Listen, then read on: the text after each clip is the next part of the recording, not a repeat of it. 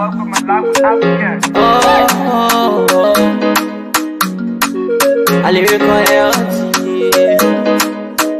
Master. Play body so make on you. I can't ask it if you been you. Say my journey, Tina can ask say my jamo. And yes I know money. Emu aye yo. And you love me. Emu aye yo. What is Sktv, the best in Liberia. Sktv, the best in Africa. Sktv, the best in Mama Liberia. Must hold by the lofa and grandmother. And I didn't ya to money, and I said ya to money, and I can't play ya to money, and I could do ya to money, and I didn't ya to money, and I said ya to money, and I can't play ya to money, and I could do ya to money, and I don't get it now ya to money. That's the baby, and I don't get it now. Cause you work on my ya to money. Yeah. Sktv, the best in Liberia. Sktv, the best in Africa. Sktv, the best in Mama Liberia. Must hold by the lofa and grandmother. There are things we can do. We bring in good news and we give it to you. We talk it for podcasts and connecting people and culture from here and out part of the globe. Qualified people who waiting to sell. The flesh, the time, and the efforts are rest. The broadcast we giving are real and the premise from best. To work with my life with us, yeah. From Grandfather Nima to Lufa, from Riverside to Raji to Chide, from Grand Crew, Bombing, Kidman, Montserrat to San to Backwalu, from Maryland, Bonkan to the Maggie B. We the best in the land, yeah, LIB. We the best in the land, yeah, LIB. We the best in the land, yeah, LIB. Sktv, the best in Liberia. Sktv, the best in Africa. Indeed, Sktv, it is the best in Liberia. Sktv, it is the best in Africa, and Sktv, it is the best around the world. Yes, indeed, Sarah. Yeah, so again, we are the best around the world. We are the best right here in Liberia, because why? You know, every time when people put their radio on or their television and so forth, their, you know, their gadgets and so forth, they always follow us and they listen to us. And I know it's not very easy, but God be God. God always by our side. And let me hear from this, my pastor. Yes, you know, yeah, then we'll move on to there. Today is what? Today is Wednesday. What a beautiful Wednesday indeed. Today is Wednesday, it's Lily's night, and it's also holiday in Liberia. It's not easy. So going for the you know. This country is indeed interesting. So let's hear from our man of God. You know, yes, indeed. Then we move on. Time is gone. When will you manifest? You have one life to live, and that's the life of God. You have everything, but sir, no matter what you have, the day is coming. You end up in one place, they call it coffin. They call it casket. It has no tire. It has no horn. It has no air conditioner. That's where they will drop you. That's if they like you. And then they carry you anyhow. You are driving a Jeep now. You have a Camry, a Toyota, a Corona. But one day is coming. When you enter one thing, they fix you in there. It's called coffin. It's called the casket. At that day, while everybody is doing what they are doing, you're already giving account of how you have lived your life. If it was spending time doing makeup that took your attention from worship, if it was spending time on internet fraud, coffin. Everybody will go there. Pastor will be there. Prophet will be there. Apostle will be there. Reverend will be there. Usher, protocol. Everybody will be in that coffin. Not just coffin.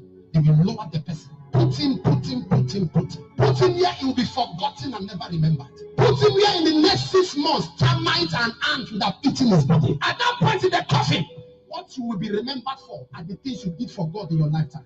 How you registered your name on the sands of time. How you shook hell. How many souls became saved through you. Or how many souls you discouraged from going to church. How many people you sat down, fellow Christian brothers, you destroyed them. You destroyed them, yet you were speaking in tongues. Because you lied to yourself that prayer is the key. Prayer is not the key. Love is the key. You lied to yourself that fasting is the key. Fasting is not the key. Fasting is a key. But love is the key. For by this shall all men know you are my disciples. When you love one another. I should come to church, and the weakness of a sister or a brother, when she sees me, she feels strong. I should not make a sister feel more weak than she already feels. When I look at a brother, I should celebrate his strength, not his weakness. There is no priest without infirmity. There is no body without a challenge. My concern, what makes me your brother, is that I celebrate your strength. I am celebrating the good part of your life. I'm not celebrating your weaknesses. And indeed, thank you, man of God. You know, you are acting like you get everything. You have all of the best of cars, and you have all of the best of money and luxury life, and everything. You are stealing from people. You know, you are corrupting people. You know, you acting like everything on this earth. You're going to carry everything with you, but guess what? The man of God is saying that everything will end up in a casket, you know, and you start seeing people who are towing you, or putting you place to place, putting so that. But that's time now you have no control of yourself. You know, that's the life. Wow, like among all of his messages and the teaching and so forth, this one for me, I love this one so dearly to my heart because it just explain about vanity on vanity. All is vanities, right? So sometimes some of us we feel that the way we're running this life, the way we're treating each other, the way we are behaving to one another, you know, it just be looking so terrible to some of us, because you have more than 10 cars to do what? So when you go back to Ecclesiastes chapter 1, verse 2, it will tell you that all on this earth, according to what? To the preacher man. The preacher man said, all things on this earth, they are all vanities. Vanities on vanities, nothing you carry with you. Naked you come and naked you go. So today we experience that today. And a lot of you today, you were seeing into various cemeteries, graveyards, and so forth, maybe burial center and so on, how you may call it, to pay respect to your loved one. But again, folks, good evening, and welcome to the SKTV show, the Wednesday edition. What's the time like? 8 minutes past 6. That's the time check. Monk will be joining us very soon. Monk setting up. Muna and the rest of the team, they are setting up already behind the scene. So let me recognize a few of you on this holiday. My good friend and brother, Mustafa. Where is Mustafa? Yeah, thank you for watching. Where is Mustafa? Mustafa Balo, let me say good evening to you, my dear friend and brother, Regina Wixie. Also, good evening to you, good afternoon, good morning, based on your location. And Mary Grandma, Yumuntu Asadu Mensa, good evening to you, good morning, and good afternoon to you. And Jayan also, yeah, sorry, say, okay. I don't know whether you're getting me now, but thank God at least if you're getting me, that's good. Or Jayong, Usimini Son, thank you so much for watching. Linda Yempan, also thank you for watching. Yes, Yvette Sifas, thank you so much also for watching. Ali Donso, thanks to all of you for watching. So please, let's share the show. Those of you who just joining us, just give us a share, like, and comment. Today, you will see your young people, the future leaders. Yeah, yeah. It's not easy though. You will see the future leader today. We will play you all of the videos coming from some of the cemeteries, and you will watch the video and see what's going on. If you are here, I know some of you are here, and you already aware of some of these things. But if you are out of Liberia, I think you better start to cry and think about the life of the young people back home in Liberia, especially those one we call the so-called or the disadvantaged youths. It's not easy on a very serious note, and this is getting out of hand. Yeah, this is seriously getting out of hand.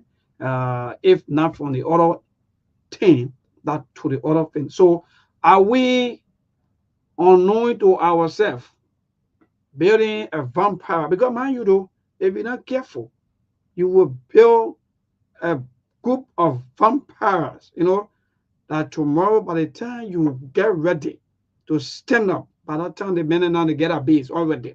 You know, some of the countries, I don't want a country where they say they have the I know the Al Qaeda men or what kind of group of people. You all know these people. You see? So sometimes when you overlook things, yeah, when you overlook things, you know, like, oh, you lead the people, you lead the one, everybody taking their own. Today we saw some of these things. People was they were saying, some people, you know, they were using some of the young guys, can't clean my grave. The person go and clean that grave. Then you take your own, you put your own aside. To you, your own is safe.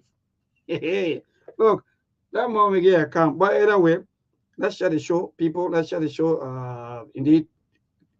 Today's holiday, or happy holiday to all of you.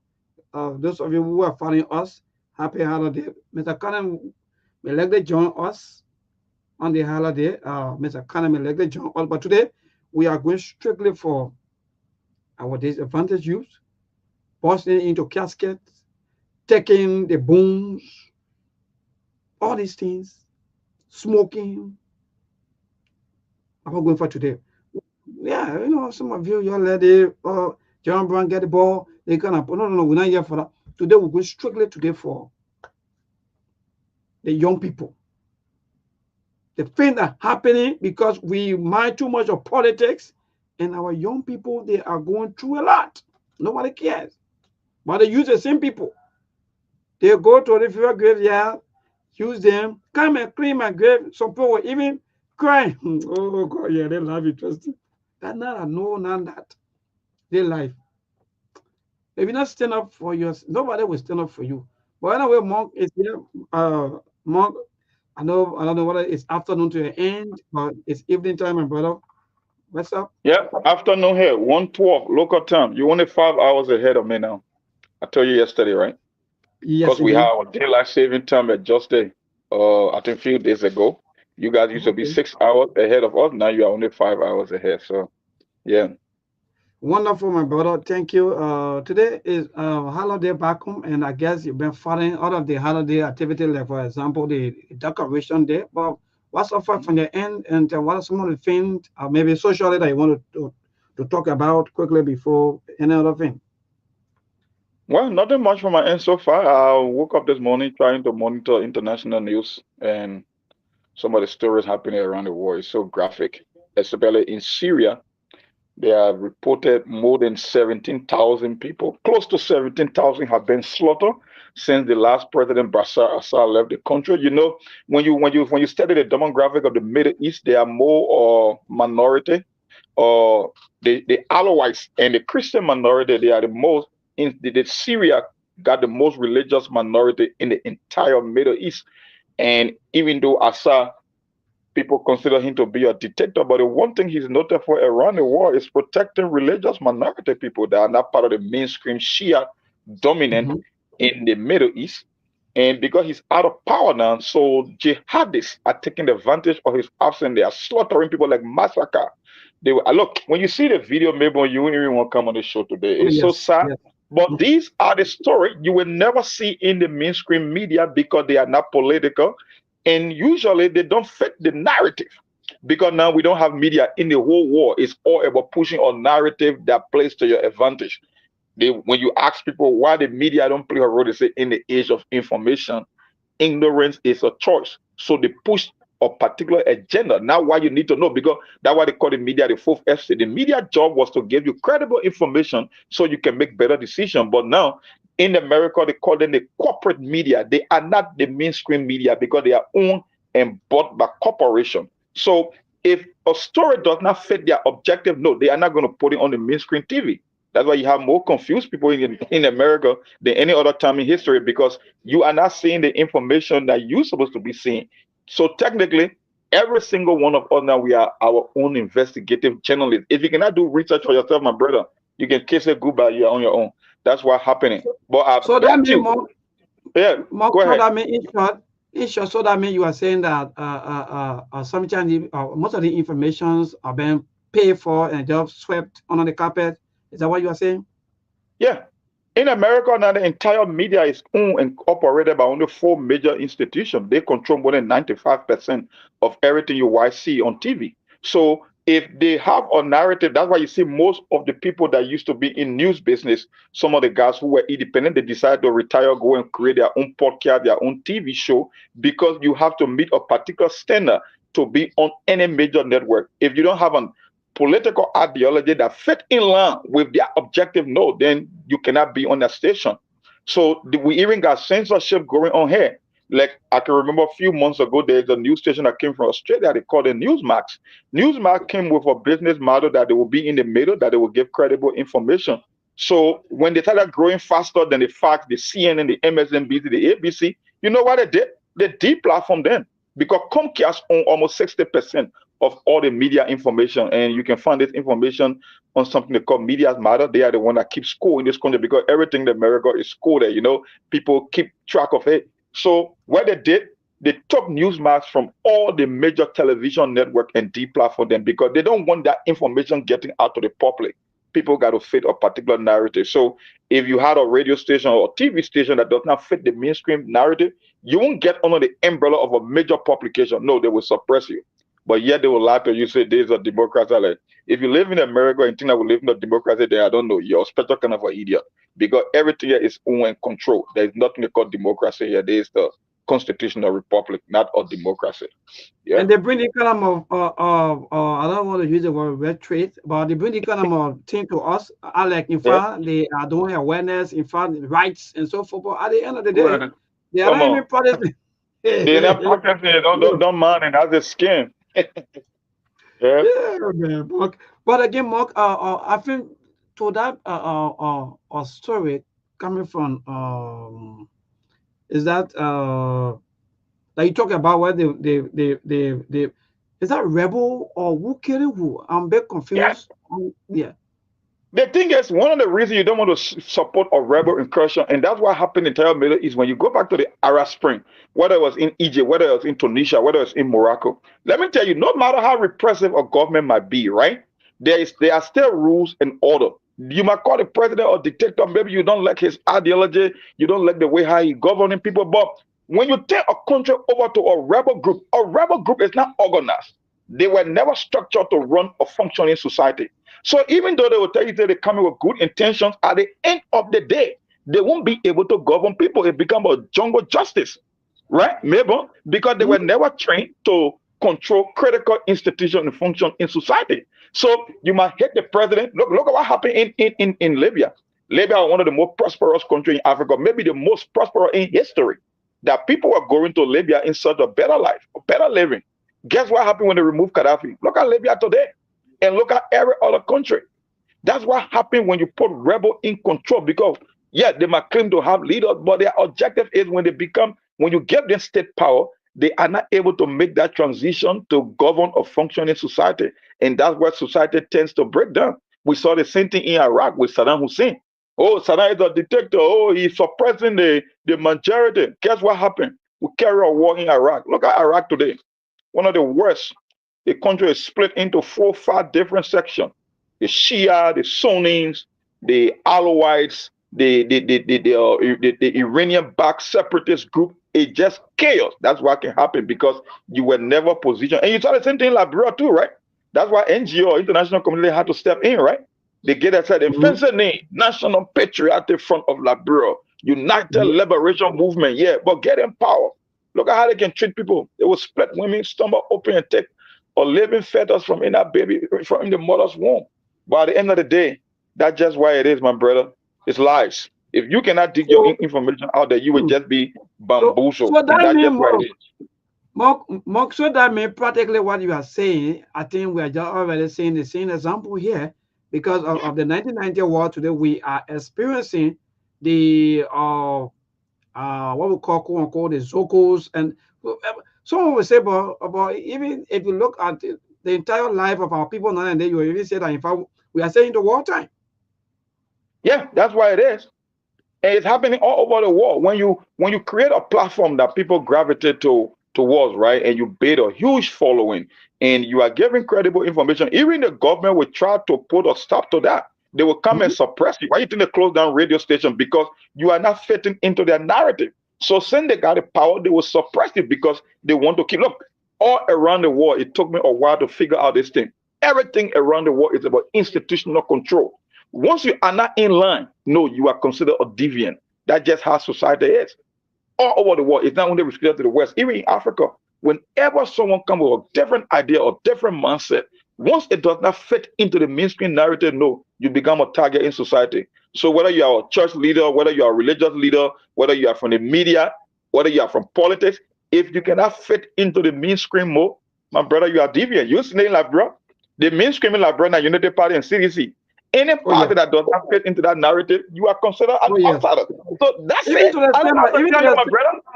Yes, even to the extent among, even if you are independent, they will say want to drag you into their party, you know, quote unquote, so that you can be able, maybe they will say, in fact, you are supporting one of the parties just because you must get in line.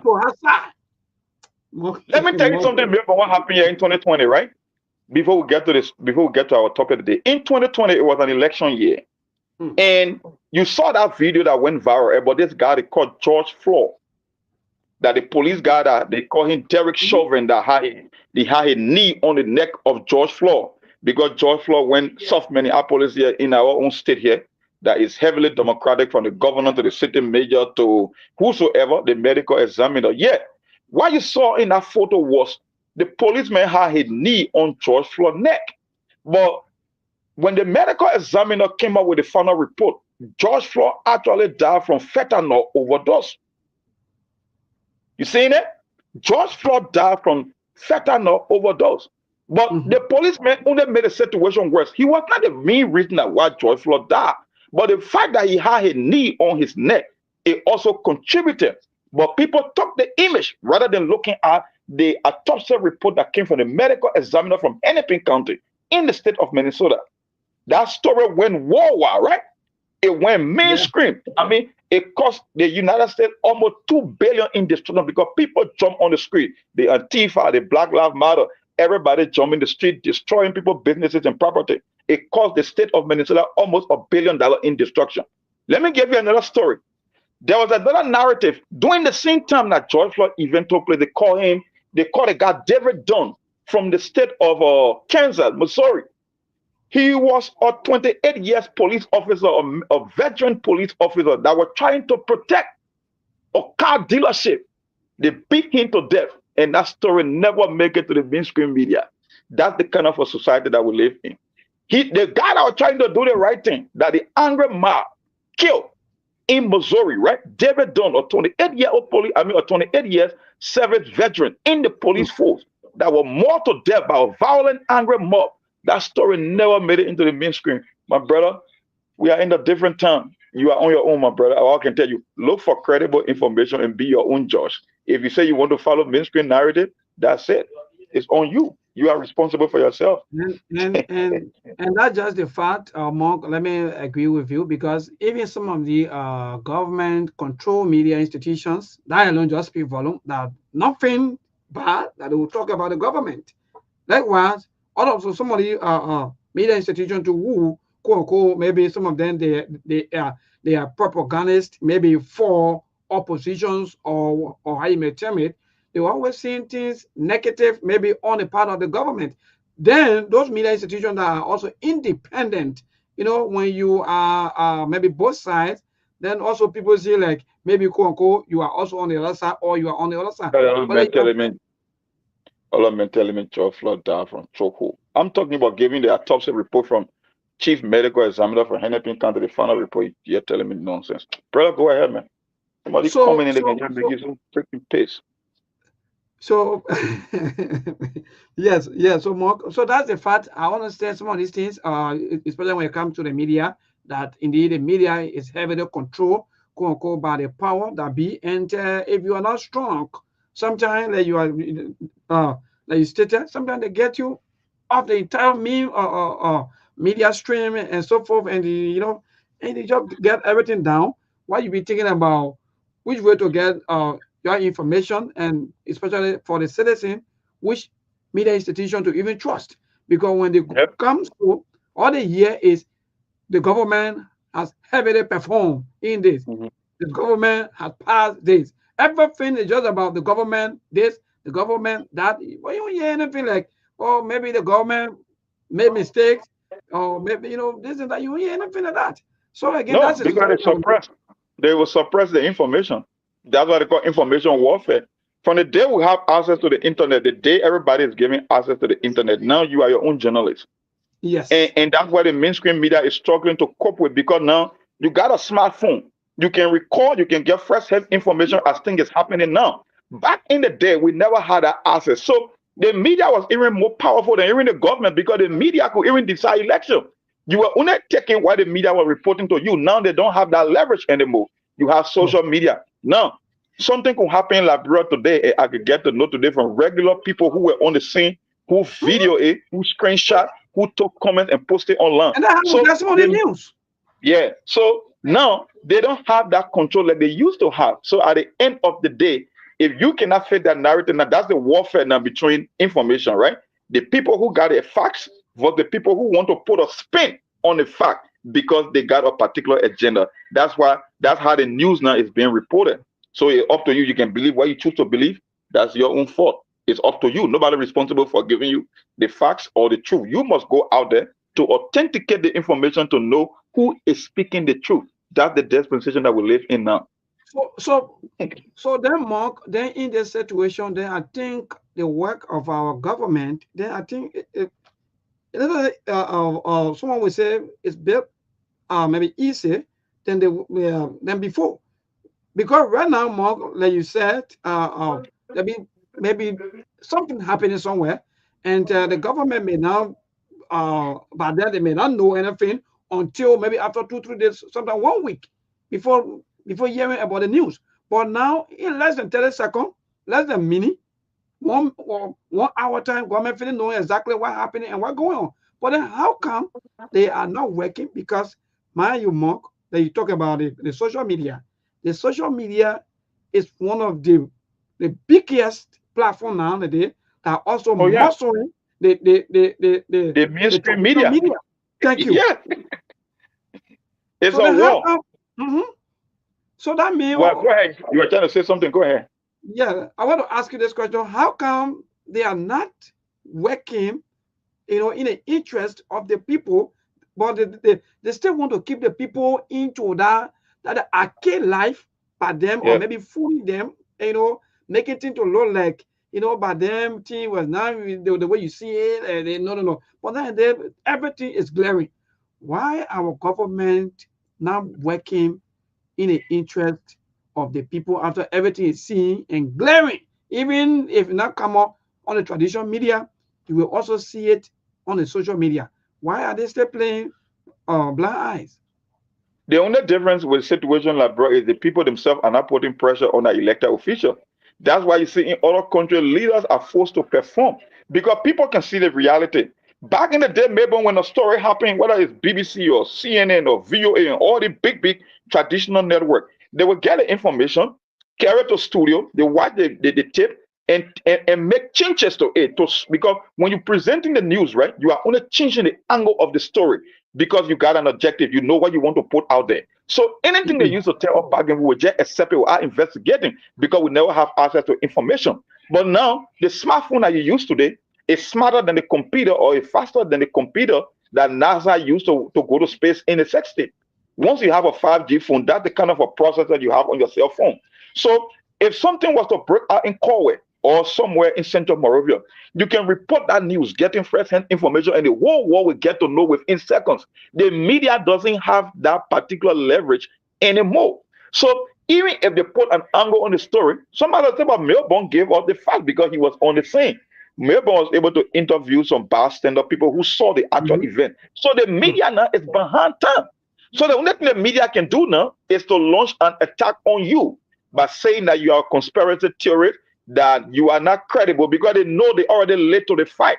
So in other countries, the people are putting pressure on their public officials to deliver. In the case of Liberia, we want to take a side between the two mainstream political parties. That's why Liberia is behind everybody, because they are not putting the country into first. And more to that, they are also accusing. Can you imagine people who are bringing up all of the informations, all of the facts? They are also accusing you of hating or not loving their side. So I get into my team, but anyway, Mark, let me move. Let me give you one last simple transition. If Sktv today, if Sekou was to give us the green light and say, gentlemen, we want to change our model here, we're taking one shot, this show will be a whole different show. I can guarantee you that if we decide on the show to say we are here to play quarterback for Joseph Nyiman Boaka, our basket will be full on every Friday. This viewership will increase by tenfold. I can guarantee you that. But the fact that that's why it is. But my man, let's forget it. Let's go. What the life? By the way, Mark, we have the video. Today is Decoration Day. That we're talking, and so we're going to play the first video from Central Street. Our entire discussion today based around the youth, and you send me the some of the questions what risks pose to the society at large and the future of the country. Because to see our young people, to see our young people into the kind of arts, I think that don't speak volume. I don't know whether we can the same way where the president said I think drugs, we're going to make drugs and I know popular enemy number one. Whether we can do the same for our disadvantaged youth, because this is getting so serious and troubling and embarrassing for us. So let me play the video. I'm going to play all, but I'm just going to play the little part of it. I want to say, well, I want to give credit to DN News for this video, Facebook. So this video belongs to DN News. So quickly. So a person could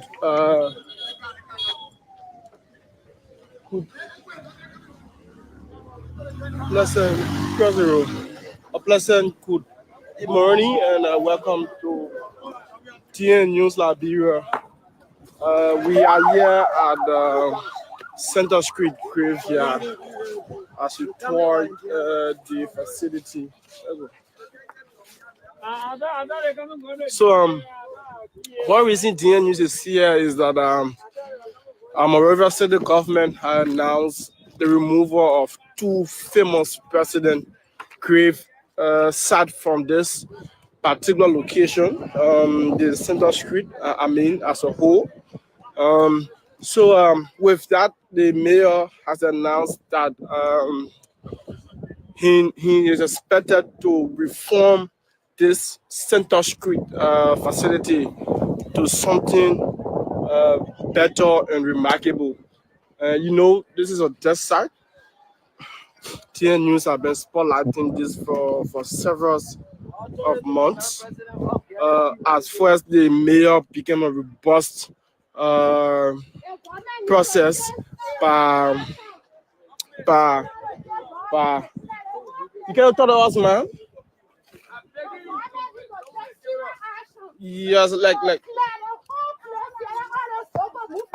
what happened? See how they get a grace. See what they did. See what they did. They're hurting us. So we just decided now to let it go. Let the government come and clear the whole place. So you said that the government should clear this entire grave site. The entire grave site, including the photos. Thank you, ma'am. So you listen to a pastor, one of the Dogorites. So one of the Dogorites here saying that the government should take actions to clear this entire grave site because look at this. All of the graves have been dug. There's no skeleton to even be seen. So the current president, I'm sure that His Excellency Joseph Nyiman Boaka is expected to visit this grave site. So we are seeing the escort of the president convoy. So both angles are already locked.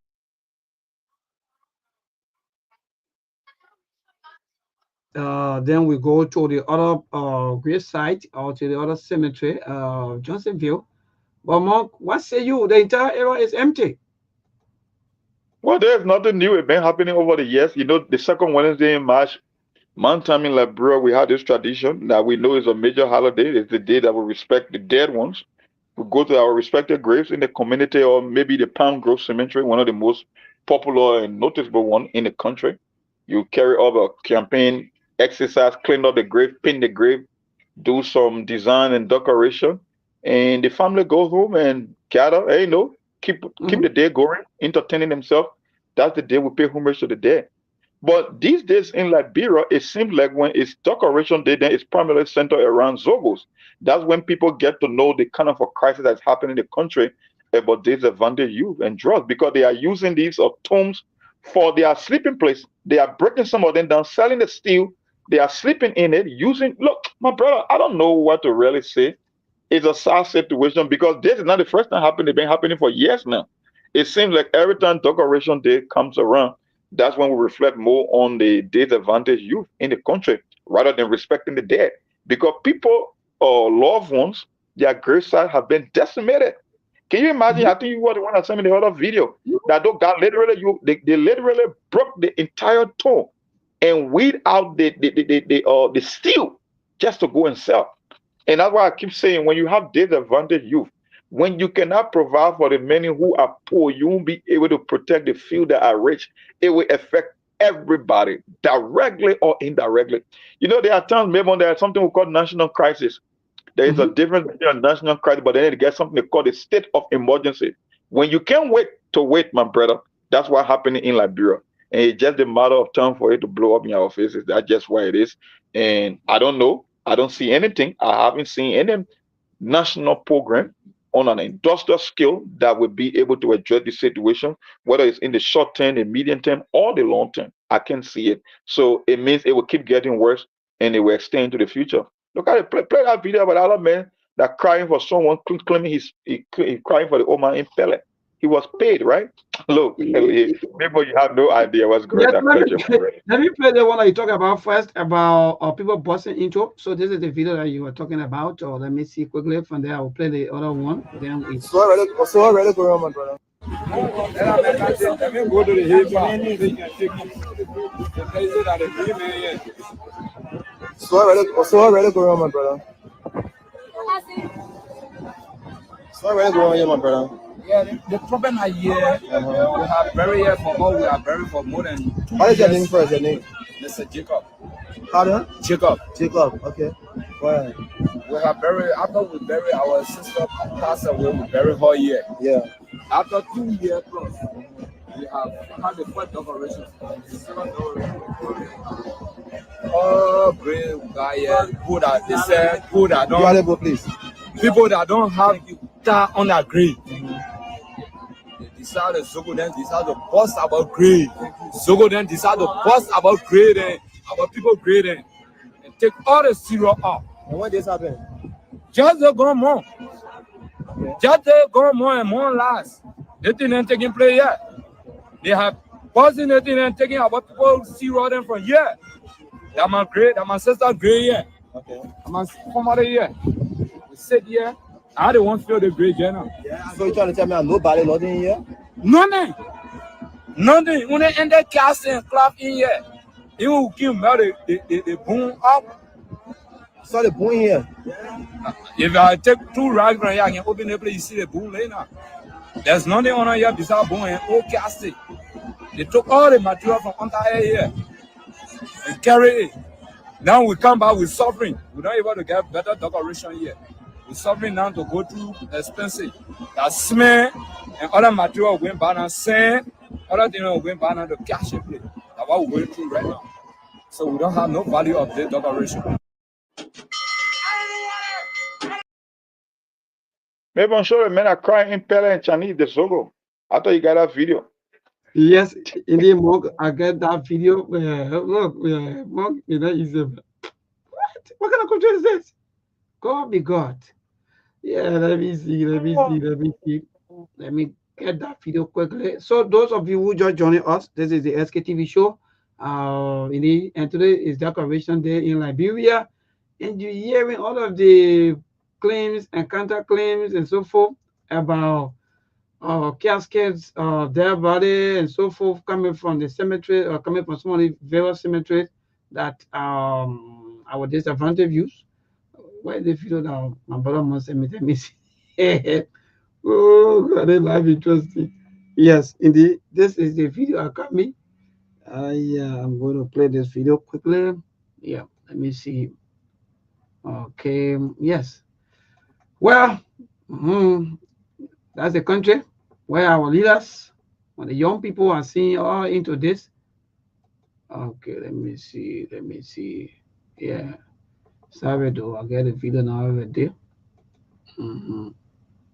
What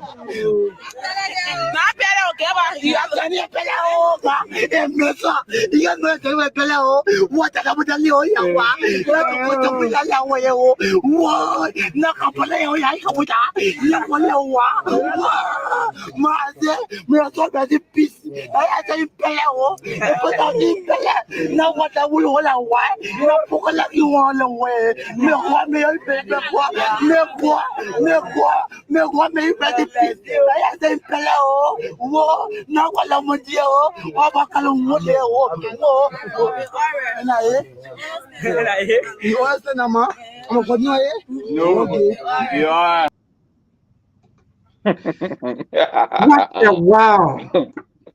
Where is our leaders? All of our leaders, they are go on retreat. Oh, this country. God, you see some young people some now. That's why I said.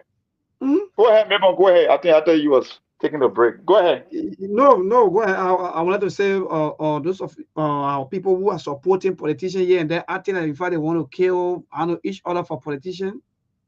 I don't know where they really getting their thinking, or I don't know what really overcoming some of them. But again, Monk, go ahead. Then I will.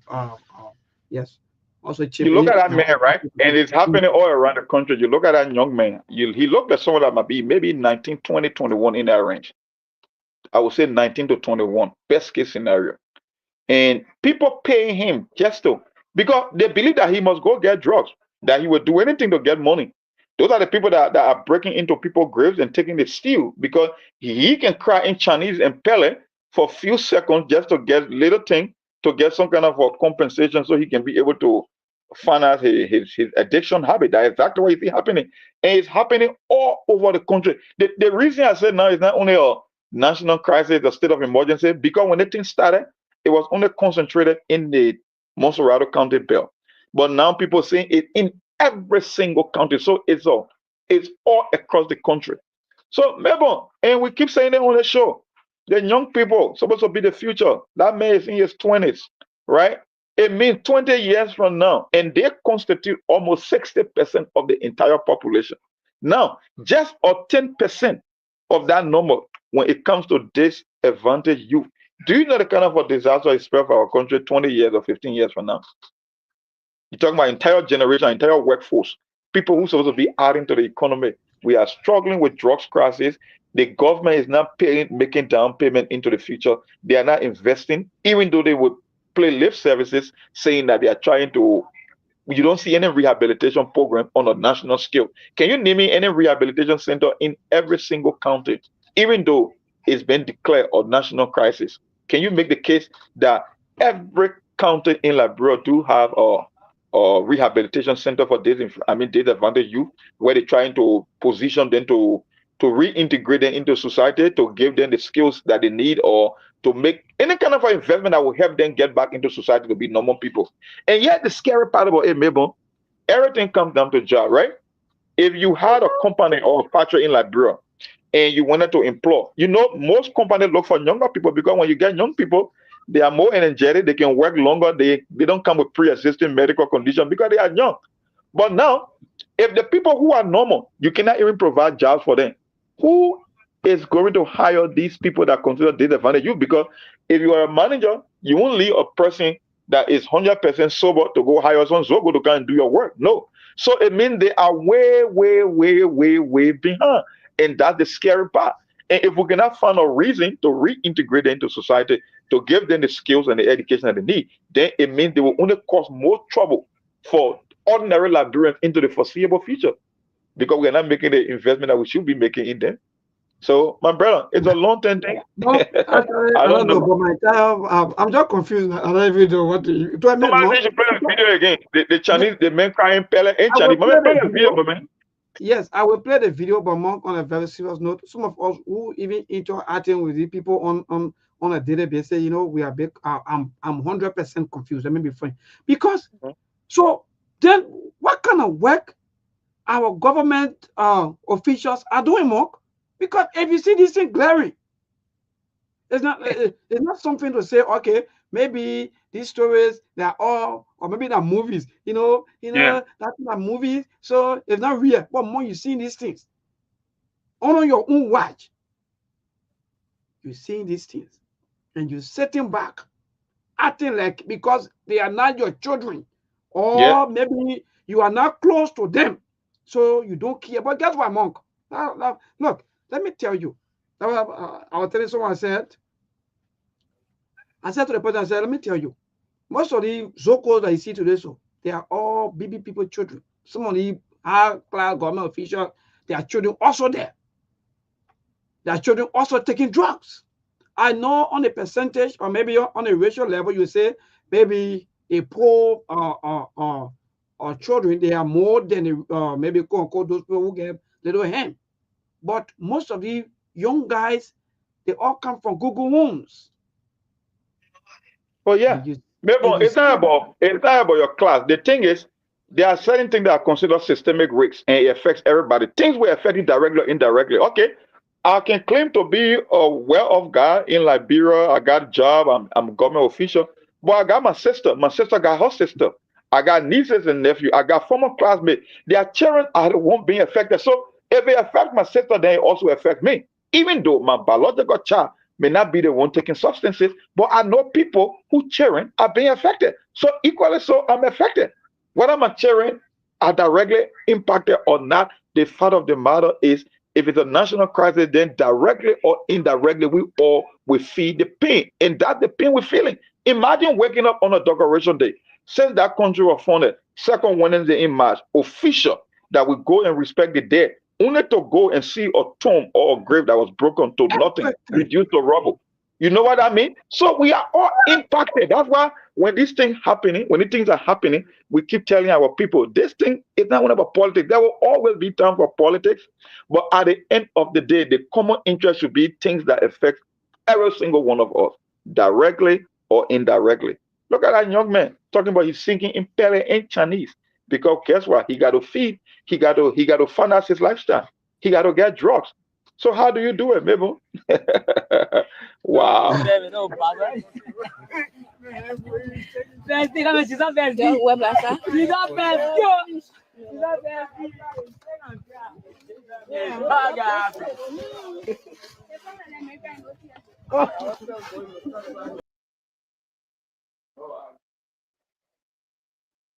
Video from top. Yeah, so again, folks, if you're just joining us, yes, this is the Sktv show, and we are discussing the drugs, especially things that are affecting the young people. And I think all of us who are here in Liberia, some of you, I know every day you pass by these guys and you get them money.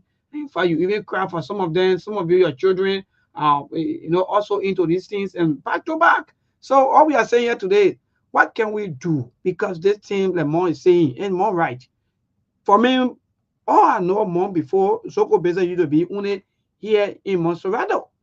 But until when I get to understand that if I Soko even enter Mangibi, Soko business in Grand Bassa County, Soko business even in Maryland County, Soko even in Grand Chile. There were I say no, but then like this is already out of hand. And in the southeast, and can you imagine in the southeast traditionally it's totally disconnected from the country because of the road situation. So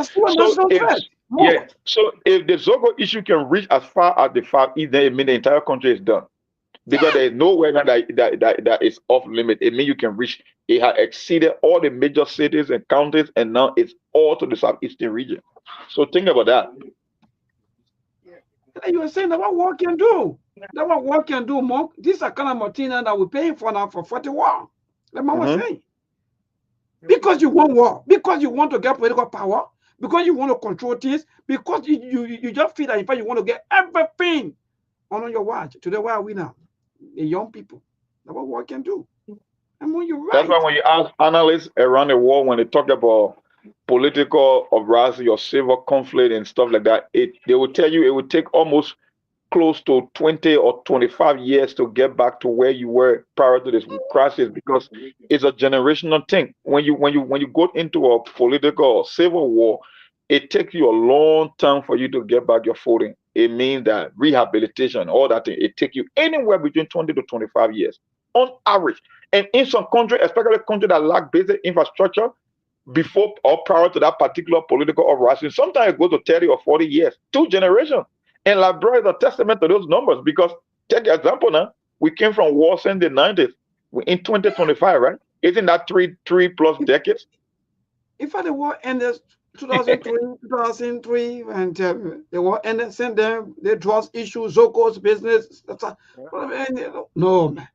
War is terrible, Monk. I think Liberians, we had to wake up. Let me be frank. On a very serious note, with the economy. But again, let me play the video for people.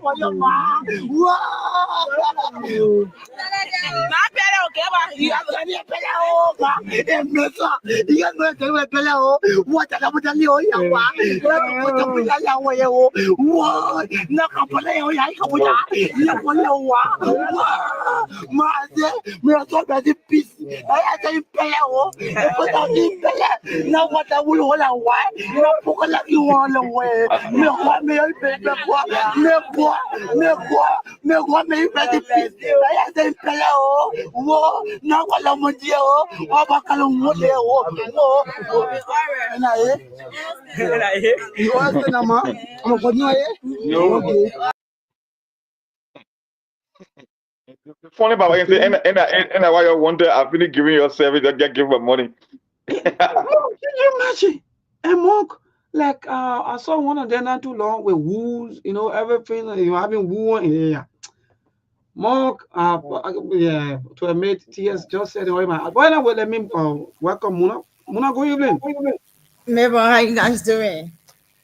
Well, maybe when I go to crowd, can't you get Grangy that you can crowd for in crown? How do you say rest in peace in crown? I say you for Grangy that. I know that I only work here. Okay, but no problem. I don't know crying crown. I don't really know that. I know crying crown. Yeah.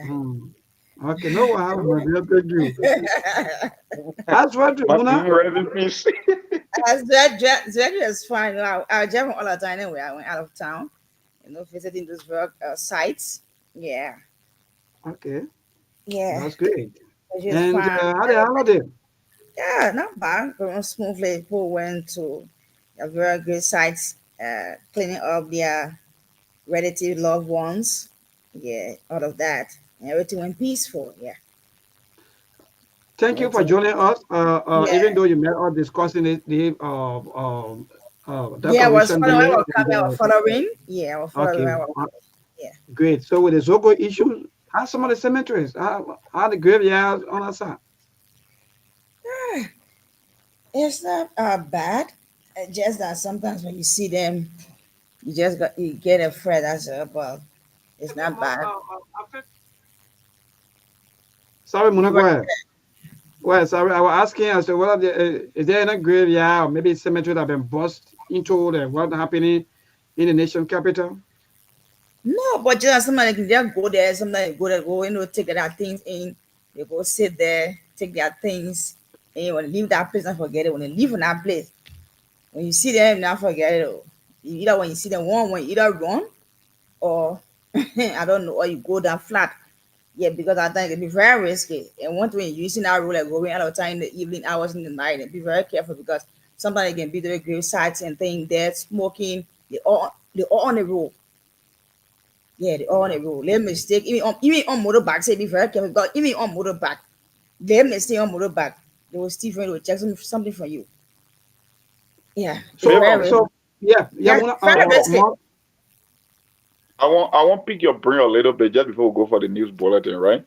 Because you guys are the ones in Liberia. Some of us we are all Liberians, but we are outside of the country. So some things that you experience on a daily basis, we don't see them, right? If I were to give an assessment, I say maybe let's just play the role of the LDA boss right now, right? What would be your initial response with this kind of a national crisis or state of emergency happening in Liberia when it comes to disadvantaged youth and drugs? What would be your initial action? Just in terms, I'm talking about solution now because I'm talking about talking. Everybody can talk. We talk every day. We see what's happening every day. I'm just saying, if you were in the position of the LDA boss, just from your observation, I'm not asking you as a security personnel or someone who is a drugs rehabilitation specialist. I'm just saying from your common sense perspective, from what you see on a day-to-day basis, what would be your initial reaction to put a stop to the drug, whether it's short term, whether it's medium term or long term? What would be your first and very initial reaction? How you start the process? So thank you, Mark. That's a very, very good question. But let me tell you this today, Mark, that the LDA boss or whosoever cannot fight drugs alone. The entire framework, like I can still recall, someone was talking about, allegedly accusing some of the government officials.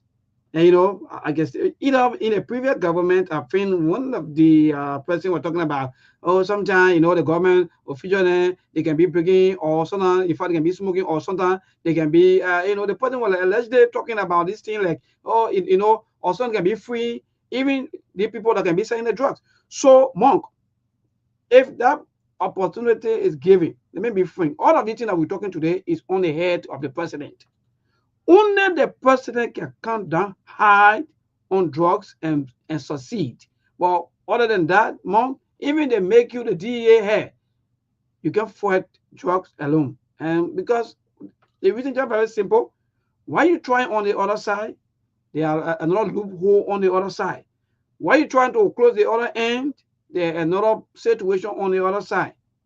So the only thing you can do is for the president to put his feet down and say, moving forward, myself, I'm going to be at the front or the forefront of the issue of drugs or fight against drugs. But other than that, Mom, let me be frank. Even LDA can arrest 1.45 billion worth of drugs and so on. Drugs will still come.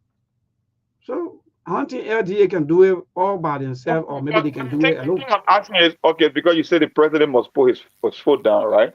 Okay, so then play for devil advocate's sake, just play the role of the president. What would be your initial reaction? Say, let's forget about the LDA, but what are some action that you would take that would send a signal around the country to tell the people that you know what, the president is all for business when it comes to the drugs, and because from the previous administration up to today, we've been having this thing that there are certain major insiders to some players within the same corridors of the government that are financing or sponsoring this whole drugs thing, the pouring of drugs into the country. So then how do you start the process? Let's just play the role of the president for two minutes or 1 minute. Yes, how you start the process? Good. So the first process, that was the process that the president started first by doing your own drug tests, maybe every time or after every 3 months. That was good. But that one I've been already laid down. But for me, the first thing, I will also borrow that one from him about every 3 months, drug tests and the security network. Monk, that's the first major thing. If the security network is strong, Monk, tell me, nobody will easily pass through anything. So what I'm going to do is that I will make sure that I empower the security. That even if you the security officer, I even hear that in fact you even kidnap or in fact you are quote, maybe you are even into any news about drugs, Monk, I will jail you, I will disrupt you, and that's just it. And I move forward. I'll be so serious and robust about that. And I come here to come tell somebody, this point I'm a family member, let me release the one. No. So my security network will be strong because that's the only way that you'll be able to fight drugs. You can't fight drugs with weak security network. You don't have money. You don't want to even spend money. No. So that's just very simple for me. That how I would do it if I were given an opportunity to have a fight drugs. Yeah, I think that was the answer I was looking forward to, because that's what you need to do. You first need to stop the source of supply, because if you cannot get people to get drugs into the country, then those kids on the street won't be having access to it. But then the drug business is very lucrative, that people will even go into government for that primary reason, because they think that they can make money, and the commodity is is lucrative. It's a lucrative business, even in the U.S. with all the top border agent and border security we do have here, even though they have been paid handsomely to sustain them on a monthly basis, they got benefits and other perks from the government. Still, there are drugs. The importation of drugs in the American society or any industrialized country is still happening. So when you look at our third world country like Liberia, especially for the young people, you be afraid, like, you know what are some of the measures that the president would take in this case? And you said it right. The security, you got to look within the government and identify the major players that even on the team. Because you are the government, you're supposed to set the marker, and you got people there that are doing the drugs business. And these days, it's not only coming from the illegal point of entry, but also major point of entry from the airport. How in the world drugs will be coming through the airport? So these are some of the security losses, and I think that was the answer I was looking for. But thanks for the response anyway. I don't know Yeah, who's going good. for that. Yeah, someone This any other bullet. thing before go to the line, or maybe you've been following with these Zogo issues, and you want to chip in? No, it just it because one the whole drugs thing one when it comes to the whole drugs business in our country. Once I think for when the securities they are in power, yeah, I think the drug business won't be that serious. But other than that, yes, because they themselves they are into it too, and they know they name me authors that will begin a job. They know them very well, and they know what they can get from them. They can pay dues as well. So for the receiving so they even go to say, oh, they pay certain drugs, they find it very difficult to really get through. But once that happen, we stay there. So that's it. Yes.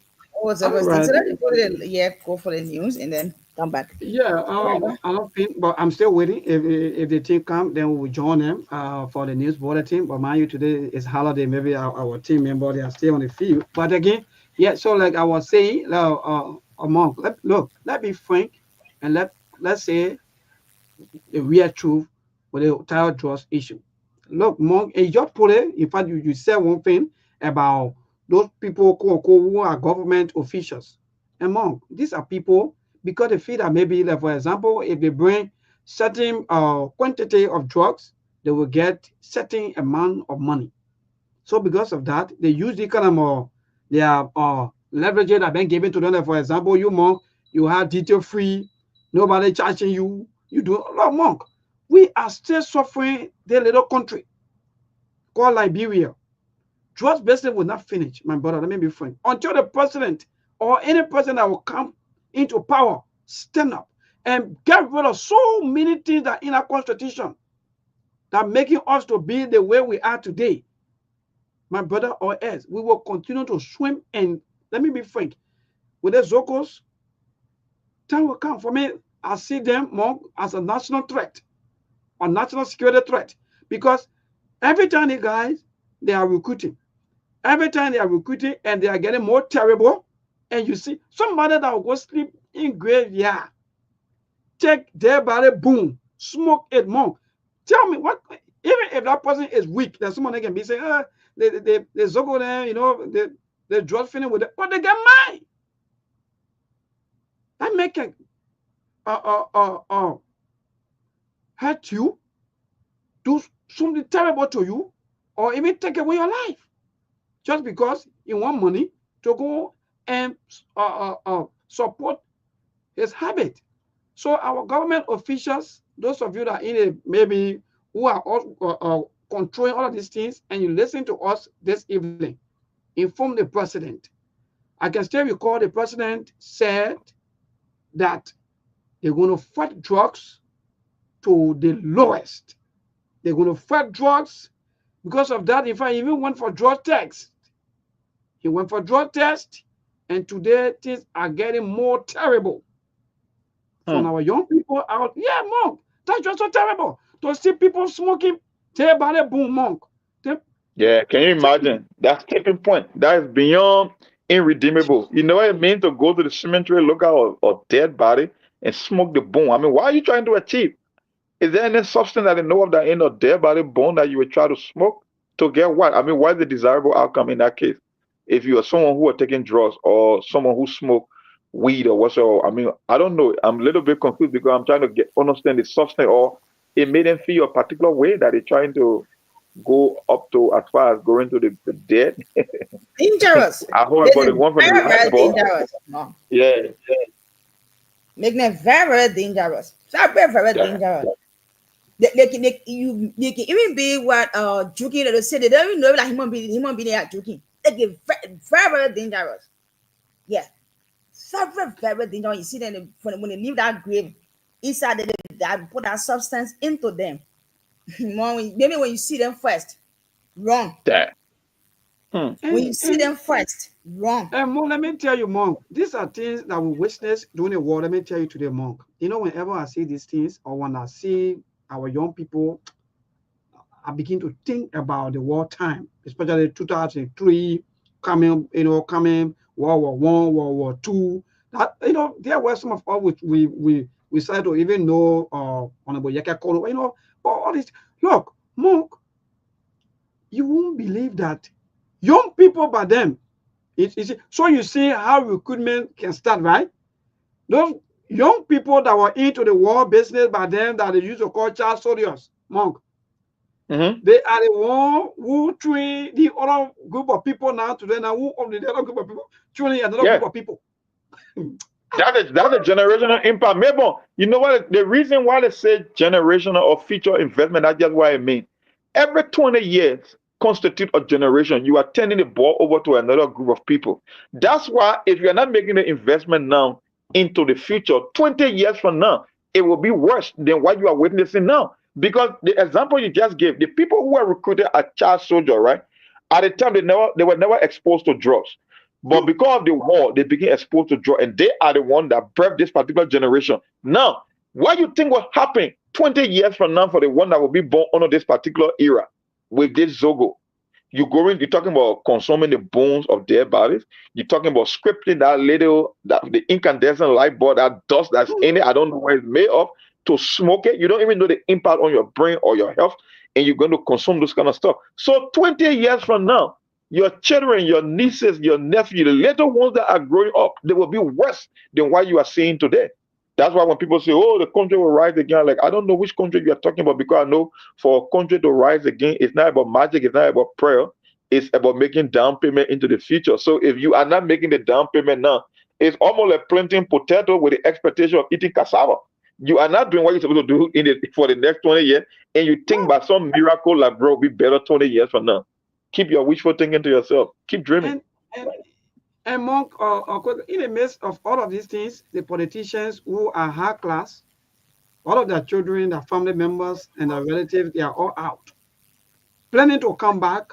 Maybe when there will be elections, or maybe after acquiring their education and so forth, coming back to rule this quote unquote group of people that they are living, that they are dashing all of their hope, that they will come back and rule them. You see the kind of life, Monk? So, sir, are we not going for the news bulletin today, right? No. I don't think so. They are not. Okay. They are not around. Yeah. So, yeah. Is it? Go ahead. Okay. You see, no, go ahead. No. No, go ahead. I mean, I think I even lost track of the question I was asking. You see, one thing, how would the drug business start? How will it stop, right?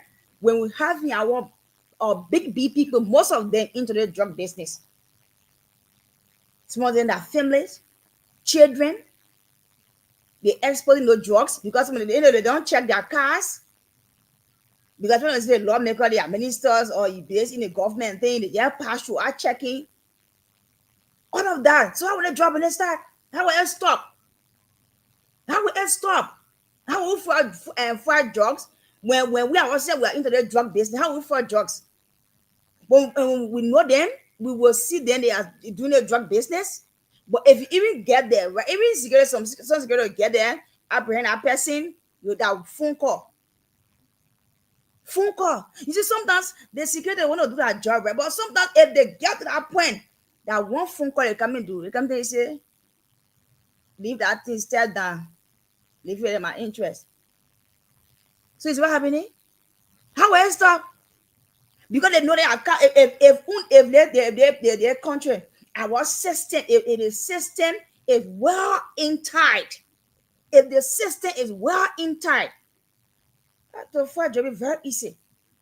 But some people get drugs in that car. They say they fall into that skin thing, they go and hey, you can't even see the burning.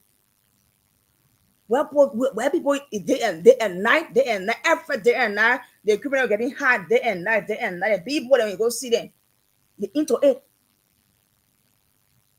They bring it in for them. They get what they're supposed to get. They get our families into the drug business.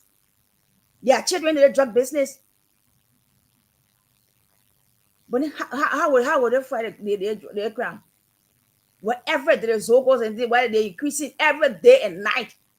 Broad day and all the broad day you make mistake. You see them, you see some of them, right? They're well dressed, but man, you be very careful. They are very dangerous day and night. They're ready day and night. How would they drug business to do? So, Mona, this question to you and Mark. Can we also say, maybe allegedly that some of our security officers, because their behavior alone speaks volume, can we also tie them to the entire drugs issues as to what some of them are, because their behavior, some of them they don't even reason anymore, and they also into the same drugs attitude or what? Mona and that more. Just before Mona responds, senior comrade Mr. John Marlowe just sent me something.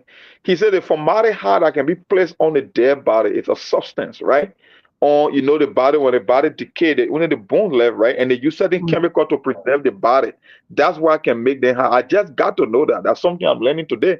And Mr. Marlowe just sent it to my inbox. I'm surprised. He said, but the sad part is when you have a living human being to go and seek drugs from the dead, then that's where the problem is. But I think it's the substance that they be chasing after. And who gave them that idea that, look, my brother, go ahead, guys. Let me just stop there. I just wanted to reiterate that point. And it was said by Mr. John. Yeah, so the question, yes, with our security. Some of our securities, they are into the drug business. Some of them, they are into the drug business because they know what they're getting. Some of them, they are into it. So for that reason, sometimes if you even arrest and then sometimes the criminals and the zogos and thing, they will say, boy, they are simple. They can be arrested or they decide to be smoking it. Some of them, one time I witnessed that in my district, brother, right? Or the cemetery there. But now the guy, he's dead now. I won't call it for security reason. They were doing a drug raiding back then, the OPS back then. They were doing a drug raiding. That money is sent for other guys from Central. They came. They enter the Central Street, Barrett's Cemetery, Central Street. They entered there. They arrested that guy, police officer. It was too shameful. But now he passed off now. It was too shameful, police officer. So some of them escaped. Some escaped. They arrested that guy. When they treated him, police officer is saying, too frustrating. And they got some of them into their drug business. They can take it in and then they can receive money from those people that are selling those drugs. For that reason, even go to say the person if you show somebody the area, sometimes people get afraid. When you show somebody a place, you don't know they might go for you. So sometimes it makes you afraid. Even you will see them say and they wanted to know, they know what the drugs. Where they are selling those drugs, they know. But mind you, when you go to your register the person here, they're coming for you. So how would I wait for the drugs when you got some of our securities, they eat or they smoke it there, and they receiving money, and they even showing their way for it to come in, they bring it themselves. Unless they do. Yeah. I'm on a Mayo Clinic website, right? And I'm looking at this particular substance that the kids are using, like, bro. The actual name is formaldehyde. We can call it formaldehyde, but we call it formaldehyde, but the actual name is formaldehyde. It's a carcinogenic substance. And you know why it causes on the body? mostly used in rising. It's a plastic and cohesive. They say it's used for embalmment, like we said, and Mr. Marlo just said. I mean, for their body, it's used to manufacture some textile. And guess why it does for the body? It causes eye, nose, and throat irritation. It causes respiratory problems, skin allergies, cancer. It can even cause you leukemia and nasal cavity. And the source you get them from building from plastic, wood, and medical libraries. So technically, even the substance that they are running after from this same dead body might end up making them dead as well. Because exactly, it also killed. So it tells yeah. So you are running after something that is going to kill you. That's how bad it is. Imagine that. Go ahead, Mona. I just wanted to highlight that part. No, that just I was saying that just in there. Yeah. So the question maybe you asked about some our security officers, some of our security officers, alleged that some of them they are always seen around, some of the ghettos, according to some of the Zokos, like Mona saying, alleged that they go out there and they also participate into some of these things. Again, because some of their behavior, like if you see some of their behavior, that will also tell you that I think someone will say, boy, like maybe the security officers, or maybe this person may likely be on drugs. But Mark, what say you when it comes to that with our security? Because mind you, the security themselves, they need to be looked at, because if the security, if they are vulnerable or they are given all of the opportunity for them to do anything they want to do, nobody checking on them, there are no drug tests, send the president announce drug tests, for only 1 or 2, 3 times, everything go down quietly. But my major concern are having to do with the security officers. Can we also say yes or no? Some of them, they are part of the entire drugs issues or not? And that's the reality. I mean, you guys see it every day. Matter of fact, we just saw the recent episode from even the LDA office about the scuffle that happened. They fired a mailbox, and that's why making it be a challenge. And that's why I'm not too optimistic about the thing about defeating drugs. Because first of all, you're not paying security decent wages. That's one thing. Second of all, the drugs dealing business is very lucrative.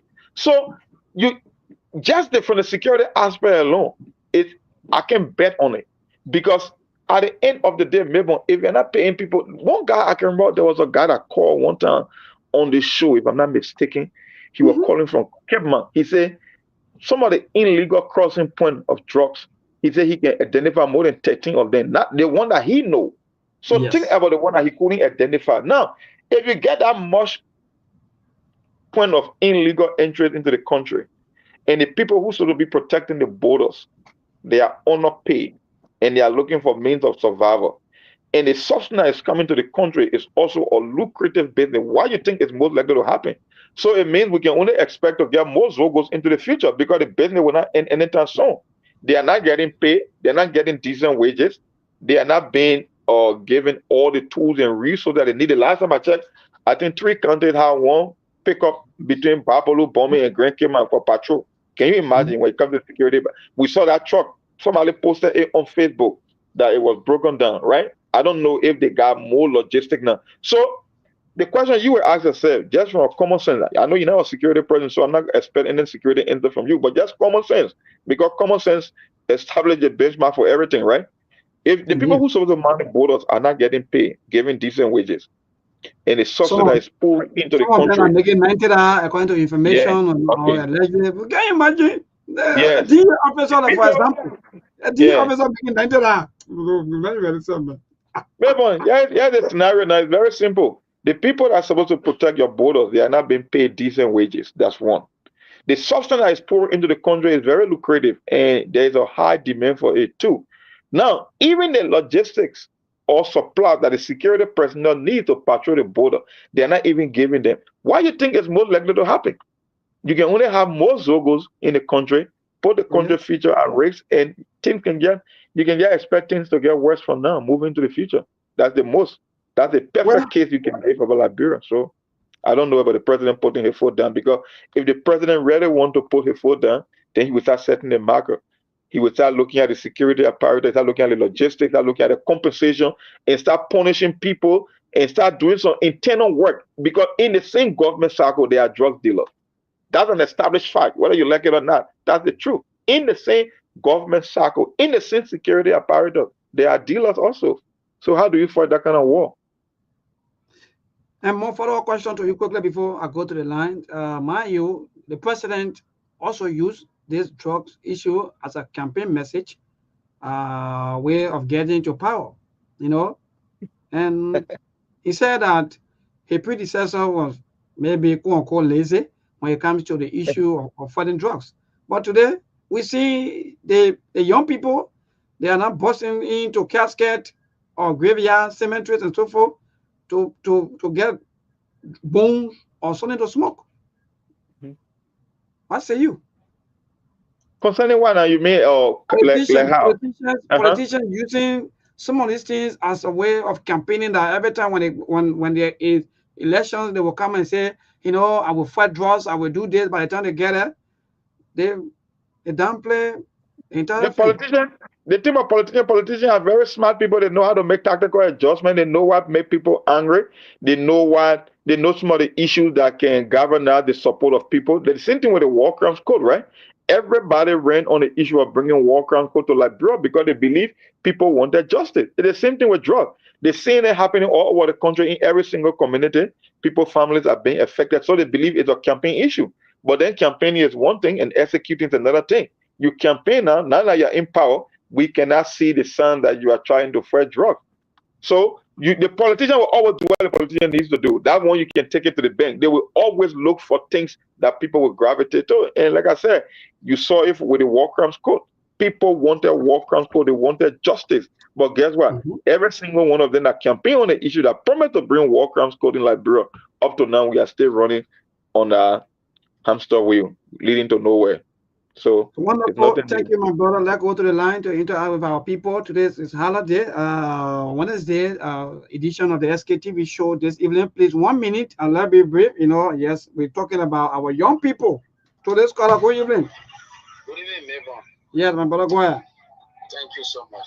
This is David King, and I do join you from my Splendid residence here evening. You see, neighbor, what happened in our country, we are just looking at it from the angle of the young people. But I can safely say to you, maybe you didn't see that, but I saw it. Our young people were being given drugs during the war to fight the war for the clever people. And those very clever people, they are the beneficiaries today of our state cover, and they are approaching it on a daily basis. And guess what?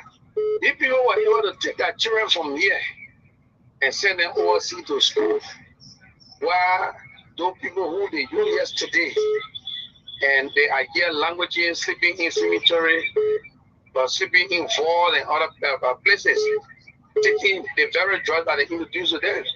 The entire disarmament process took place in the country. There was nothing at rehabilitation. There was nothing at trauma counseling. This is the reason why even when you walk in the street, maybe somebody will step on you mistakenly. When you approach them, but they say, yeah, you feel out your heart, you standing here. No good approach, because everybody they play traumatized, and the drugs were being sold to our fighters through those that were bringing it. The Ecomo that came here, they brought the drugs into our country, introduced it to our brothers and sisters, and infused that thing into our society today. All right, thank you so much, Emmett Hammond from Kasere. Good evening, my dear brother. Yeah, thank you so much, for the recognition. Let me appreciate you and your honor guest. How to do with trust and community damage the fabric of our generation. Therefore, it's so sad for us on a daily basis. If you come to the cemetery today, you see them. You know, it's actually one of what our leaders are doing. Because if we can't control this thing, what become the future of the generation today? Even in my country, the police are telling us mobility or just security. Every day arresting the guys and bringing the drugs. But how many guys who bringing the drugs? What are they? So the best the government do to see how they can look at the drug cartel and arrest them, or look at the police or the drugs, get a good salary. But you shouldn't take out a boost out of go back out of thing at the end of the day, it's damage the nation and drugs going to damage our children. Thank you so much for taking the back on this video. Thank you so much, Emma Hammond. I'll sense your voice and the frustration, the tears, and so on. That alone speak volume. Who is on the WhatsApp line? Let me see quickly. Hello to this caller. Good evening. Hello. How are you? Yes, I'm okay. Thank you. Yeah, let me say thank you for the topic on the discussion. You know, young people in our country to really take the young people. What's your name, Chief? Sorry, sir. Hello, sir. What's your name? Yeah, my name is Morris, calling from Belgium, my brother. Okay, go ahead, Morris. All right, thank you. Thank you for the topic on the discussion. You know, to create job for young people in our country, I think the best thing what the government can do now, even our lawmaker in our country, I think each of the district, each of the county, they have to get a trade school. At least let them put the law down. At least coming from 6th grade, 9th grade, at least they go 4 hours to school, 4 hours to trade school. Because we get a lot of young people there in our country who graduate, but they don't know any trade. And like that, you see a lot of people on the street. I think when they learn something, what they will be able to do and do what I hear, I think that would be okay. All right. That will take more young people from the street, and then the government also try to create job for them. Then the government also try to put system into place, because like bro, you don't see. We lack of system into place. Labro is not telling to Zoko Kingdom. All right, thank you, Chief. Labro is not telling to Zoko. Anywhere you go, you see Zoko. So we turn down to Zoko Kingdom. Can you imagine? What? Hello to this caller. Good evening. Yeah, good evening, Labor, and your co-host in the diaspora. And Peter David Castle from on the street like in Lower Johnsonville. Look, Labor is quite unfortunate that at this time under the rescue government we are and are discussing the issue of drugs. This was one of the instruments that Joseph Yema Bwaka and his colleagues and that are communicating power use against we are. The thought that to fight drugs was just a template. Today, every sector of the Liberian society, the issue of drugs has become an issue. The drugs and those Zogo has increased, that they have created complete insecurity in the environment that we live today in Liberia. And Joseph Walker should take the blame. And Jeremiah Poon is not even paying attention to this as a vice president, but the focus is on his worry about why we are not shaking hands. They left the entire issue that the government of the Liberian people, they are focusing on true reality, things that will not benefit the Liberian people. So these guys really need to elevate their thinking horizon. We are making them. So the issue of drugs is overwhelming, it's appalling. So the government, and that's why we want to blame, that's why we want to agree with people that say that, and the government officials are the ones that are importing drugs in the country. That's the reality, because they're careless, they're very much reckless, they are not formulating any policy to fight drugs. Everything about drugs is just being drama. All right, thank you so much. To this caller, good evening.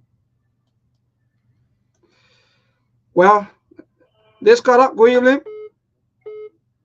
Hello? Good evening. Yes, my dear, good evening. Go ahead. Yeah, I'm January P. I'm from 514, come on town. My brother, they just issue here. It's just a fun that people playing out of this country here. Oh man, what I make here, they're going to drugs tax.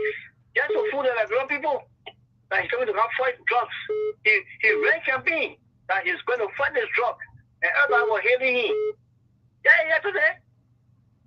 Even the DEA men that he appointed, they were fighting for drugs business. Because money inside. So they were fighting there. And you know, these people they just come fool the Liberian people. They can't do anything. Nothing good will come for Joseph Walker. Because he's not serious. Nobody serious there to do any other thing. Joseph Walker is not serious to fight corruption. He's not serious to fight drugs. Nothing. All right. He's there to fight drugs. All right, thank you so much. Liberia are now becoming Zoko Kidam. Hello to this caller. Yes, good afternoon. Yes, my dear, go ahead. My name is Alison, so I'm calling from Sotene. Yeah, I want to appreciate you guys the topic on discussion.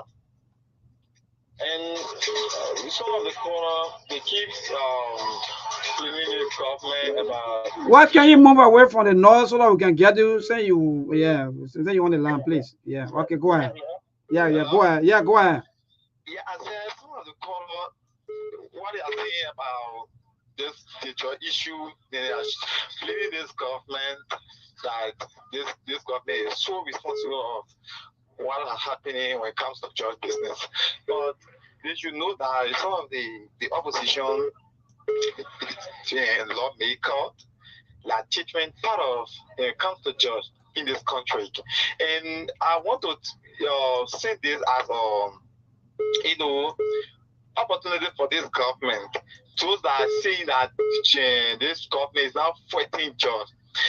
If you look at the current government, the cases in terms of judge business, they are fighting it. It's just although it's escalating, but they are fighting it. No judge case have go to court and this government lose it. You should know that. But the past government, you have almost 3 or 4 cases. The past government lose that case. But so that is to tell you that this government is fighting justice. Although that the joy is escalating, it is not only for this government, but all our lawmakers, opposition lawmakers, they are engaged into just business. All right, thank you so much. You are accusing people allegedly that they are into trust business. They are interesting. So, Uncle Brantate, good evening. Yeah, thank you so much. Let me tell Mona more in the States. You know, there's a profound question that more asks you. You said today they meet with DA or Director General. What will you do to minimize the so-called roaming round all over?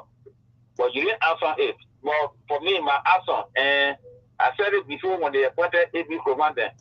So, you need a task force. DA task force. A president should even check on it directly. The task force should go from place to place. Go to the market, buy the right thing. So they hire out, smuggle them out, and it will be daily business. It shouldn't be you do it today. Human right violation. Man, what you call you know that even in the Philippines, when dictator was dictator when you were there, and you know people who say drugs they are harmful, that the very people when people are taking high decision on the people who taking the thing, then they say human right. It's good. That human right is good. So then you don't leave the people, let them go in your own homes. Let all the projects become or ghetto. They're like human right because that the man got a right to smoke. He got a right to use Famaka. You know where you go Famaka? What they can put on the body? Then human being taking it. People you need to beat their hair out from the graveyard every evening. They make sure, and when they know that typhoon is coming around every evening, they will find places from whom the government they will go by whom. Okay. Maybe they will go in the higher forest to go live there. You know that every village now get Soko. I see it. You are talking anywhere you go. I mean, places that you know that culture lasts. You got to go there. So you will not take drastic action to kill this drastic so my brother. We don't forget it, someone be doing human right there. All be human right there. I just passed through it now, Uncle. To this caller, good evening. Yes, good evening, neighbor. Yes, my dear, go ahead. What's your name? Matthew. Okay, okay, Matthew. Thank you for joining us. Yes. Thank you ever so much for the topic this evening. For your here to call the city people 2 years ago, we are one represented a song with trust in a car with the ladies. They call the lady to central to capital building to go and explain. They will not explain the torture that I can say torture. The parents the woman went off. They took the woman to the hospital. She stayed to the hospital. If she not come for the hospital, she was going to go and explain it better. Then who should go in this country? I really want. Thank you. Thank you so much, Masira and Masira near it. Actually, that thing happened and that's true. Well, I think that was, I think she was deputy minister of some or deputy director or something. But anyway, keep a calls coming 0770-203125. That's the number to call. Again, 0770-203125. Call in. We're looking at the drugs issue and the young people, Liberia gradually turning into Zogo kingdom. Let me be frank. Whether you like it or not. Anywhere you go, any part of Liberia you go, now you get Zogos. Hello to this caller. Good evening. Good evening, my brother. This is Jake Wema Williams, and I call from the city of Broadville. Thank you so much, my brother, for joining us. Yeah, the issues that you guys are discussing is very cardinal to even the survival of this nation. Like my church is involved in a rehabilitation program here in Broadville. When you see how the guys, young potential people, some of them got BSc degree, how they have been affected by drugs, you get to understand that. But the problem is, our people, they want to cosmeticize the whole fight against drugs. That's the more painful thing. The people know the people who are importing these things, don't know the main people who are involved, but they will leave them.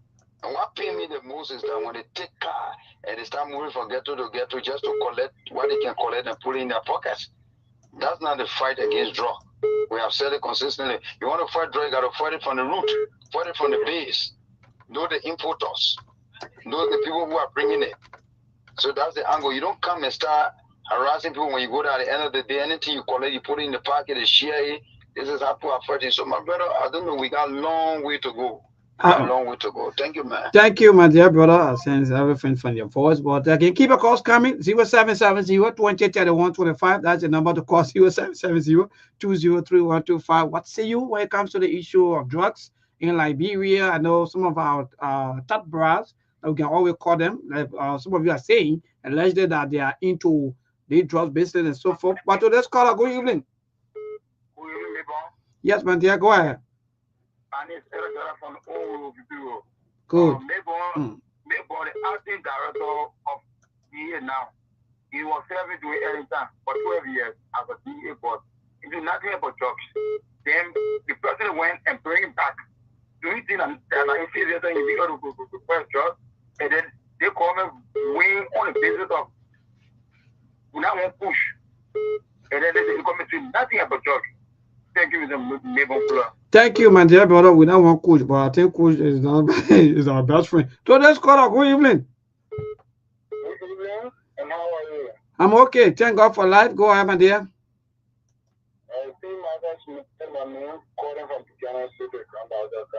That's great. I went there at night time. I really wanted to be there in the daytime to see some of the Zocos too, but unfortunately, I was too busy. But go ahead.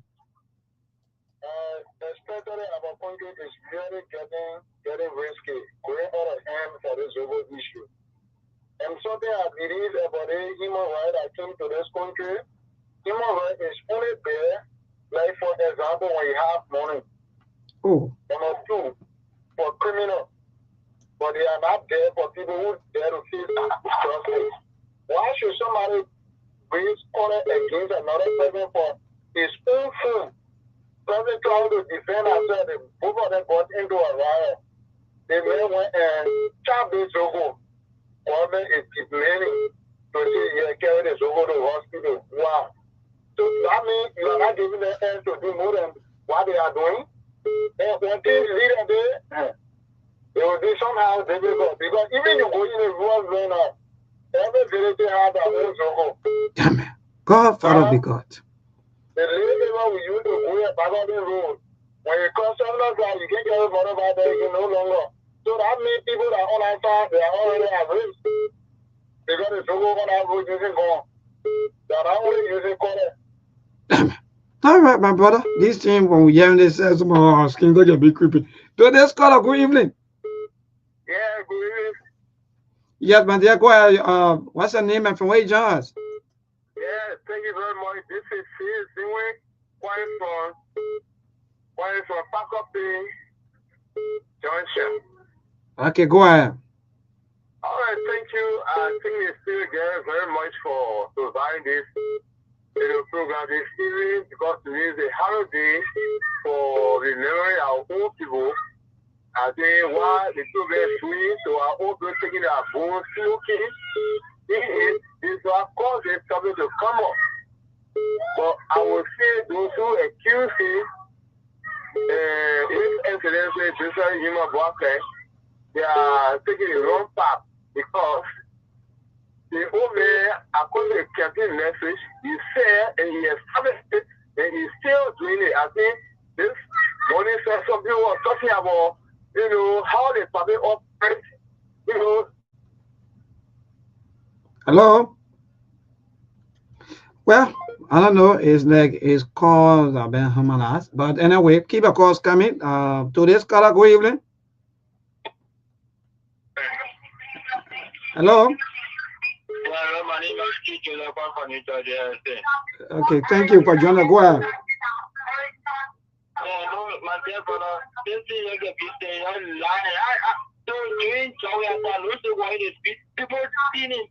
Hello, hello, hello, hello, hello, hello, hello, hello.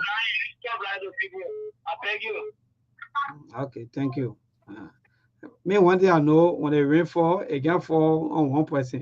Whether we allow or not, that was so gonna get be chopping in there. So let's call a good evening. Good evening. How you doing, my brother? Okay, though. Thank God for life, my dear. Oh, thank you for picking me up, my brother. You know, the thing I watch so far in this country, my dear, even if any president can't pour a hand down, they say that they want to correct or Jogo or whatever to stop it, will never happen. You know, the only people that can stop this thing to minimize is the AFL. It's the army. Let me tell you the book. If the army could take hand down, all the things are not going to happen. Because the body people are joining with the people to smoke together. But the army will never do it. See, that's something I'm telling you. When the army pull him down, because when the grabs are the men, they're not taking money from you, they're going to carry you to the bed and put it on the end bed, you just be there, then you stop here as a phone, then you'll never do so again. And you'll never see policemen, like, I'm the man to send out the people to take blood. No way. So the president should maybe do joint security, or only the army should come out. The army should come out. The joint security was out there, the same people, my dear. Let the put the AFL also. They want to put the AFL also to settle that job, but everything will stop, my dear. Just imagine even traffic black. They're not even recite the police. But you know, they say, we can in the car, when you go down, when I made a way people, when you see it, they'll drop by. See, you see, the army have to take complete control. But the terrorists, I don't know. They say, no, I'm in this country. Thank you, my brother. Thank you so much. I mean, your body got to add according to order. To this caller, good evening. The fight on drugs is gradual. My name is Louis. I speak from Bushwa Island. All right. Thank you for joining us. It's gradual. Unfortunately, President William government lost 3 major drug cases. Fortunately for the government, a major district, they call in Japan, they're sentenced for 20 years. You have a big drug shop on the Bushwa Island, almost like a factory. They call it original Japan. They take an appeal to the Supreme Court, but the criminal court came down with a 20-year sentence for him. It's good if we can arrest a lot of importers and distributors and sentence them. If we can get 5 or 6 major importers who are sentenced to jail for 20, 30 years, then it will help. So Chief, 30 seconds. Some Liberians are also accusing some of the government officials. Yes. Government officials who are connected to the distributor, because where the trouble is that the distributor, forget about the common man who taking it on the street, is over there.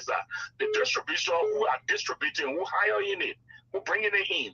If we can sentence, if they are linked to government official or prominent men, if we can sentence like 10 or 15 behind bars or like the Japan go to jail for 20, and it's not Japan alone. It will help to curtail it because they are the major importers and distributors. Thank you so much. I like that. To this caller, good evening. Yeah, good evening. Yes, man, dear, go ahead quickly. I'm Ishmael Esali calling from Jakarta to be precise. Thank you for your topic on discussion. It was me you're talking about, my brother, is issue that I know is a global issue in this country and hard to discuss and very easy to discuss. You see, it from really all the way going to people. If you check alongside the road, you can check more like 30 drugs alongside the road. Ketos. I'm lying to you. Catch drugs to get to alongside the road and I know where they are. Wow. On the main road, on the Japan freeway, yeah. Then where are the DA in the country? Where are they? Which work they are doing? I can remember one of my brothers talking about something about this ago. Then no guy, my brother, if I tell you something too much human right in country, get damage country. You go kidney, don't think and there, man, for are free. But here when man, for go to police, someone will go in jail. He goes around the city, man, for are free. Woman, for are free. But here when you are your friend, man, for you go to jail, go to police station. I don't know what human right I spawn the country. No guys, my name is flogging every day. Thank you. Let's call up. Hello, I think you'll be a second to the last caller. Hello. Yeah. So I was speaking, and I know that our neighbor cut me off. Yeah. So I was rising by this point that we should not blame the government, we should blame our steps. Well, our insecurity that we deploy there at the border and the 0 points to fight those drugs. Some of them can be even greater than those are even imported. They just deal also.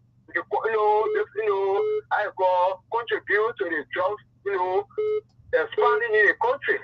Thank you. This is how Thank you. Okay, quickly, Uncle Bantate, maybe something on your chest again that you want to tell us about. Go ahead. I will listen to you and Louis Puni.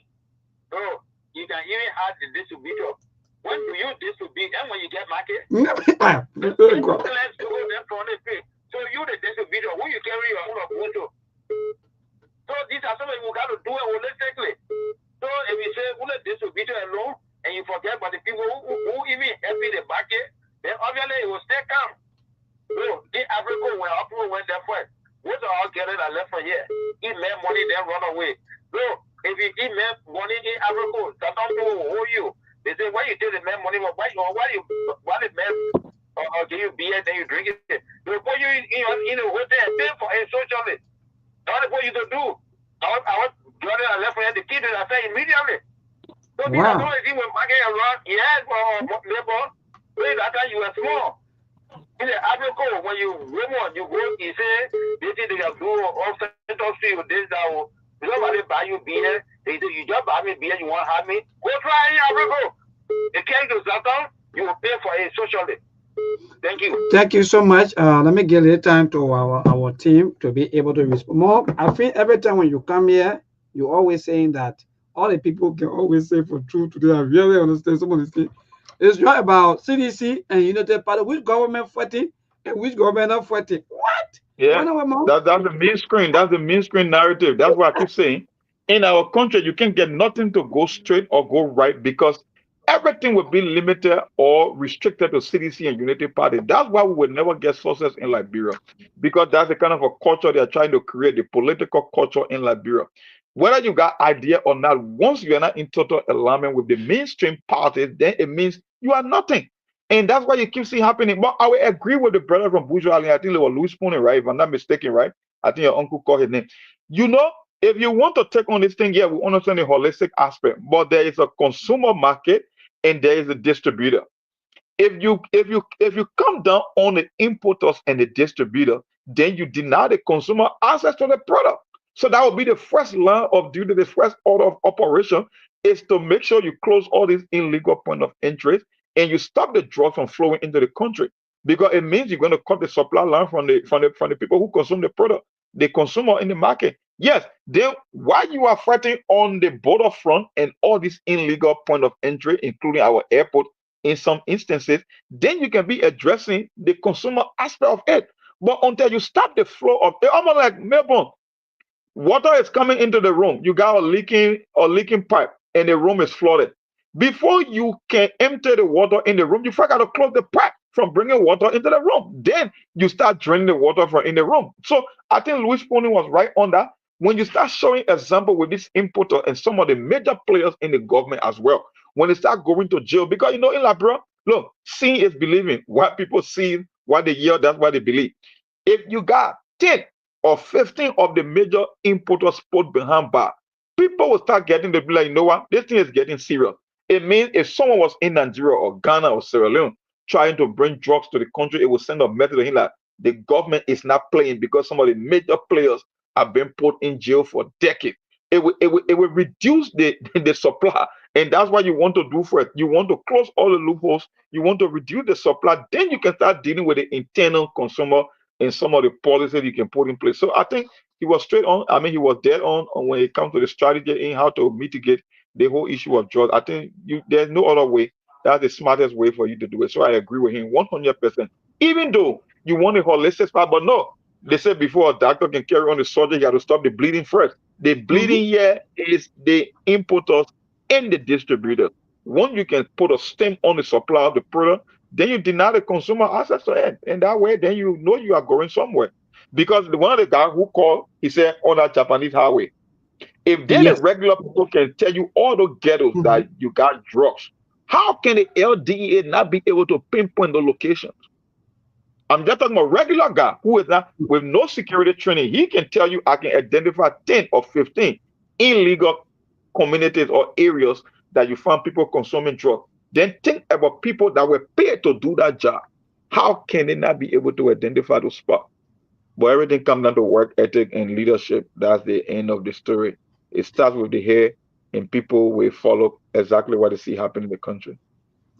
Well, so quickly, Muna, what's the take from the callers? Yeah, maybe on the callers, they all spoke well. First thing, in fighting the drug in our country, even if it can be eradicated or it can be made in mass, we must first know the root cause.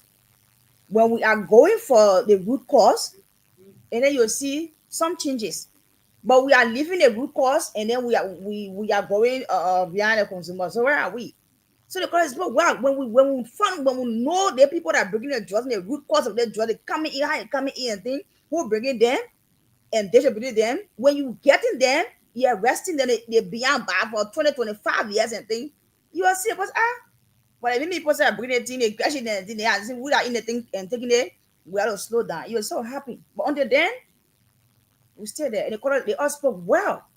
They all spoke well. Yeah. Well, so let me say thanks. Let me join you, Mona, and the month, and say thanks to all of you that called us. But I just have some issue with some of you who want to bring politics into everything that we do here. You know, the monk always saying that everything you see here, you just see Liberia like Unity Party and CDC, or Jowia and Joseph Boaka, or maybe another person that will come again. It will be the other person and the other one. No, what we are saying here is that the issue of drugs and young people, man, all of us who are even talking, calling back to back, and even on the radio here, we go through a lot from the guys or from our brothers. And they harm us, they do a lot of things to us, they take away our properties and everything. In fact, we are not even safe. You just listen to somebody from Bikina that, in fact, after a certain time, you can go with certain rule in Buchanan there at a certain time.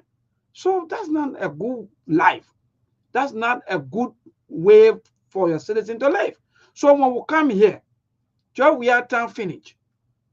For me, I don't want your every time you're calling a video, you'll be mentioning Joe. If we be mentioning Joe, we are then every time we come here, we'll be bringing stories about we are do they want. We are no, but we already done with we are, and we are already been packed. So we moving forward. So when you call, let's discuss the issues on ground, the thing that's happening to our people. What can we do?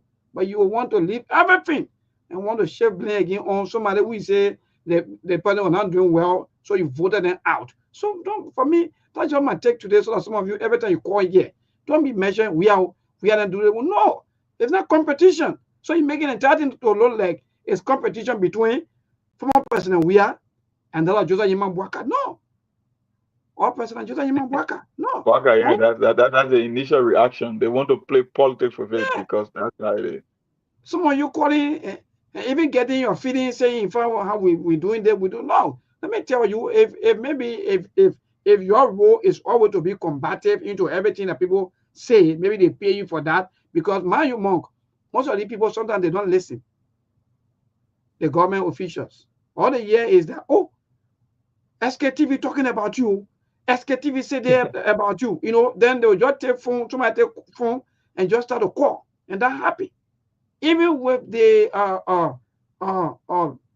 GSA boss or deputy director, according to him on on one of our sister network here, or show here, rather, the True Breakfast show. He was not listening.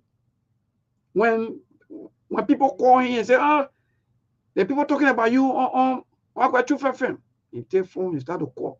Instead of him calming down his anger, he start to even put more fire into things just because the information the Chorus Association gave to him. So some of you're not doing well for your leaders. Some of you who are Chorus Brigade, you're not doing well. Let me be frank. You just sit down. By the time you listen to radio, you don't even understand anything. You just take phone and call your master. Yeah, that's it. Seriously, Monk, even though they have been a victim, but they must call their master. That's what happened when people subject you to poverty, right? You end up losing your own interest and you focus on them. That mobile money. Really get into me, Monk. By the time the people hear some other names, for example, even by the time we mention maybe the Foreign Affairs Minister here now, oh, you see, they'll start to call Sktv on your name. Sktv. Call the slave master. So mobile money. Yeah. So George Weah is out. No need for us to be discussing George Weah until maybe 2029 or 2028 when the men want to contest. But for now, if the government get issues with the previous government, let them go to court. That's the right thing to do. You already play your part as a citizen to vote for whosoever that you think was the best during the election. And you already voted. Why are you crying every time? Why are you crying? By the time they come here to talk about this, you want to bring it or you want to link it to Weah and the other government trying small, doing another government trying. Okay, so I won't try, Monk. That's what really get to me, and I think our people have to stop. They try, not taking us anywhere. So thank you. We have 4 more minutes. We want real action. We don't want that word trying. Trying is not good enough. Yeah. Every time you bring somebody, if I says yes, then I say yeah, the person tries small. No.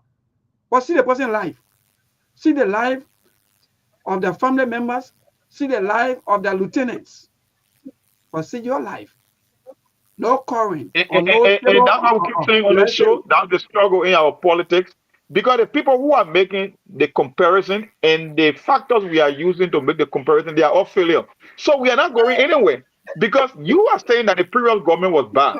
But then the guy who's supposed to be better, his good is not even good enough. But the only thing he can reference is the guy that failed earlier. So where are we going? When you want to make comparison, you got to compare success and failure. You don't compare failure and failure. Look, that's just the point. I won't call, look, if I want another party supporter here, I won't call anybody to be late complaining or maybe to be shaping blame. Oh, when morning was there before. No. As long as I'm here now already, I will do what I think I can do for my people. That's just it. But every time you're just complaining, shaping, so you won't go back to Egypt. Because for me, Monk, I think what I'm saying is that maybe some of them they want to go back. Because we already crossed that line. Let us start going back. And that's why they want to restrict you to live. That's why they always want to restrict you. That they pretend I have to say no other individual or party can help find solution in Liberia. That anything outside of CDC and Unity Party, no, they should be off the table because they know those two parties, you cannot print out success to both of them. So if you keep making a comparison to them, then it means only those two parties can be in the discussion and nobody else will be considered. Because they know if you bring in your third party, maybe you might find a solution, and that's why they don't want. So they will try to restrict to CDC and Unity Party because, like I said, they are both failure. If you keep comparing yourself to both of them, then it means you're just not going anywhere, and that's why they keep referring to in every single thing. Oh, Unity Party put more people in jail than CDC. CDC brought more drug dealers than Unity Party. Oh, Jordan Burger campaign on them because CDC, that's all they want. They don't want you looking at a third or fourth option. Everything should be restricted to those two parties only, and that's where we find ourselves, my brother. I'm about to get ready for my Classico, the Madrid Derby in the Champions League. Atletico and Real, so I will call it quit for today, and we'll do it tomorrow again, my brother. Thanks to the audience. Thanks for watching. Thank you so much, my dear brother. Muna, what say you quickly before we go? Okay, let me say many thanks to all of you, our callers, listeners, follower, viewers as well. Many thanks to all of you. Do join us tomorrow, same time, same station, for the program, the Sktv show. Until then, Muna Lagri, do have yourselves a wonderful, wonderful night. Bye-bye.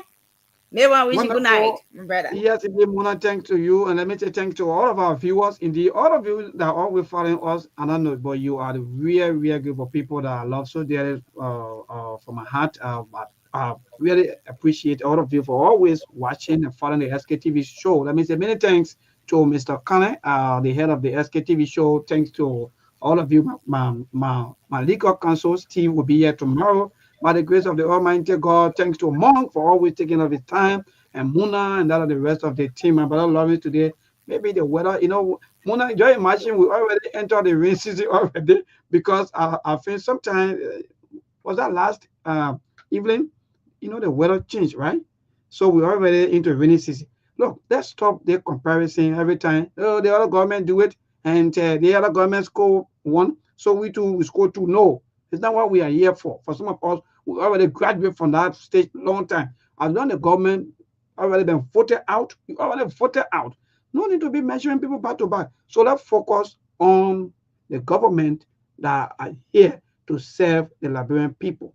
That's what we will be focusing on. So all of you will be looking for your comparison book, all of your documents, everything. Say you come and go to court, you'll be comparing yourself with previous government back to back. I just complete waste of time. And don't do that.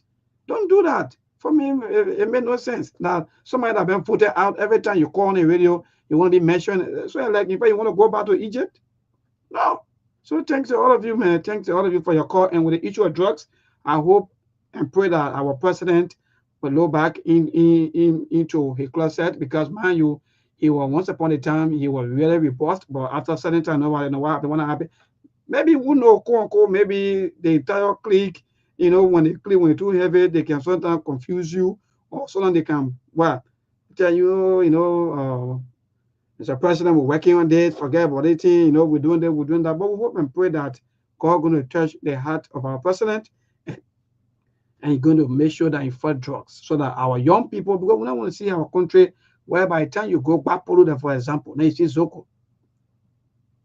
You go Lofa County, they see Zoko. No, it is indeed embarrassing for all of us as people. So, about you hear me talking about Liberia becoming a Zoko kingdom. Because anywhere you go now, you see Zoko. And that's a new name.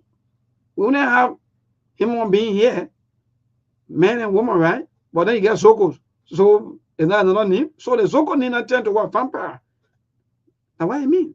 Vampire. So, that means that there are certain group of people that live in and they are already, across the entire country. So, and that's safe for us as people. Thanks to all of you, and good night. Happy holiday.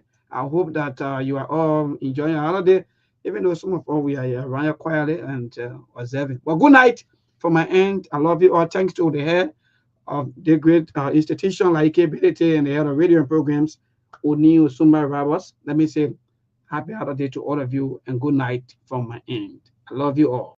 There are things we can do. We bring in good news and we give it to you. We talking about podcasts and connecting people and culture from here and up out of the globe. Monitor people who waiting to serve. The blessing that time and the efforts are rest. The process of giving the care, the purpose of them. So welcome and life without care. I lyrical Master. Clear bodies who make you. I can't ask it if you been you. Say my journey, Tina can I say my yamo. And yes, I know money, the more I know. And you love me, the more I know. Sktv, the best in Liberia. Sktv, the best in Africa. Sktv, the best in Mama Liberia. Must hold by the lofa and grandbaza. And I dine ya to money, and I salia ya to money, and I quantity ya to money, and I quadu ya to money, and I dine ya to money, and I salia ya to money, and I quantity ya to money, and I quadu ya to money, and I forget na ya to money. Sktv, And I don't forget it now. Cause she work on my at the woman. Yeah. Oh, oh, oh. Sktv, the best in Liberia. Sktv, the best in Africa. Sktv, the best in Mama Liberia. My soul rather lopa and grandmaster. There are things we can do. We're drinking good news and we give it to you. We're talking about podcasts and connecting people and culture from here and I'm part of the club. For the top people who waiting to sell. The flesh, the time and the efforts are red. The broadcast we giving are real and the premise my best. The work with my life without fear. From Grandfather Nima to Lufa, from River Sass, River G to Chile, from Grand Crew, Bombing, Kidman, Monster Rider, San to Bakulu, from Maryland, Bronx to the Mikey B. We the best in the land, yeah, LIB. We the best in the land, yeah, LIB. We the best in the land, yeah, LIB. Sktv, the best in Liberia. Sktv, the best in Africa.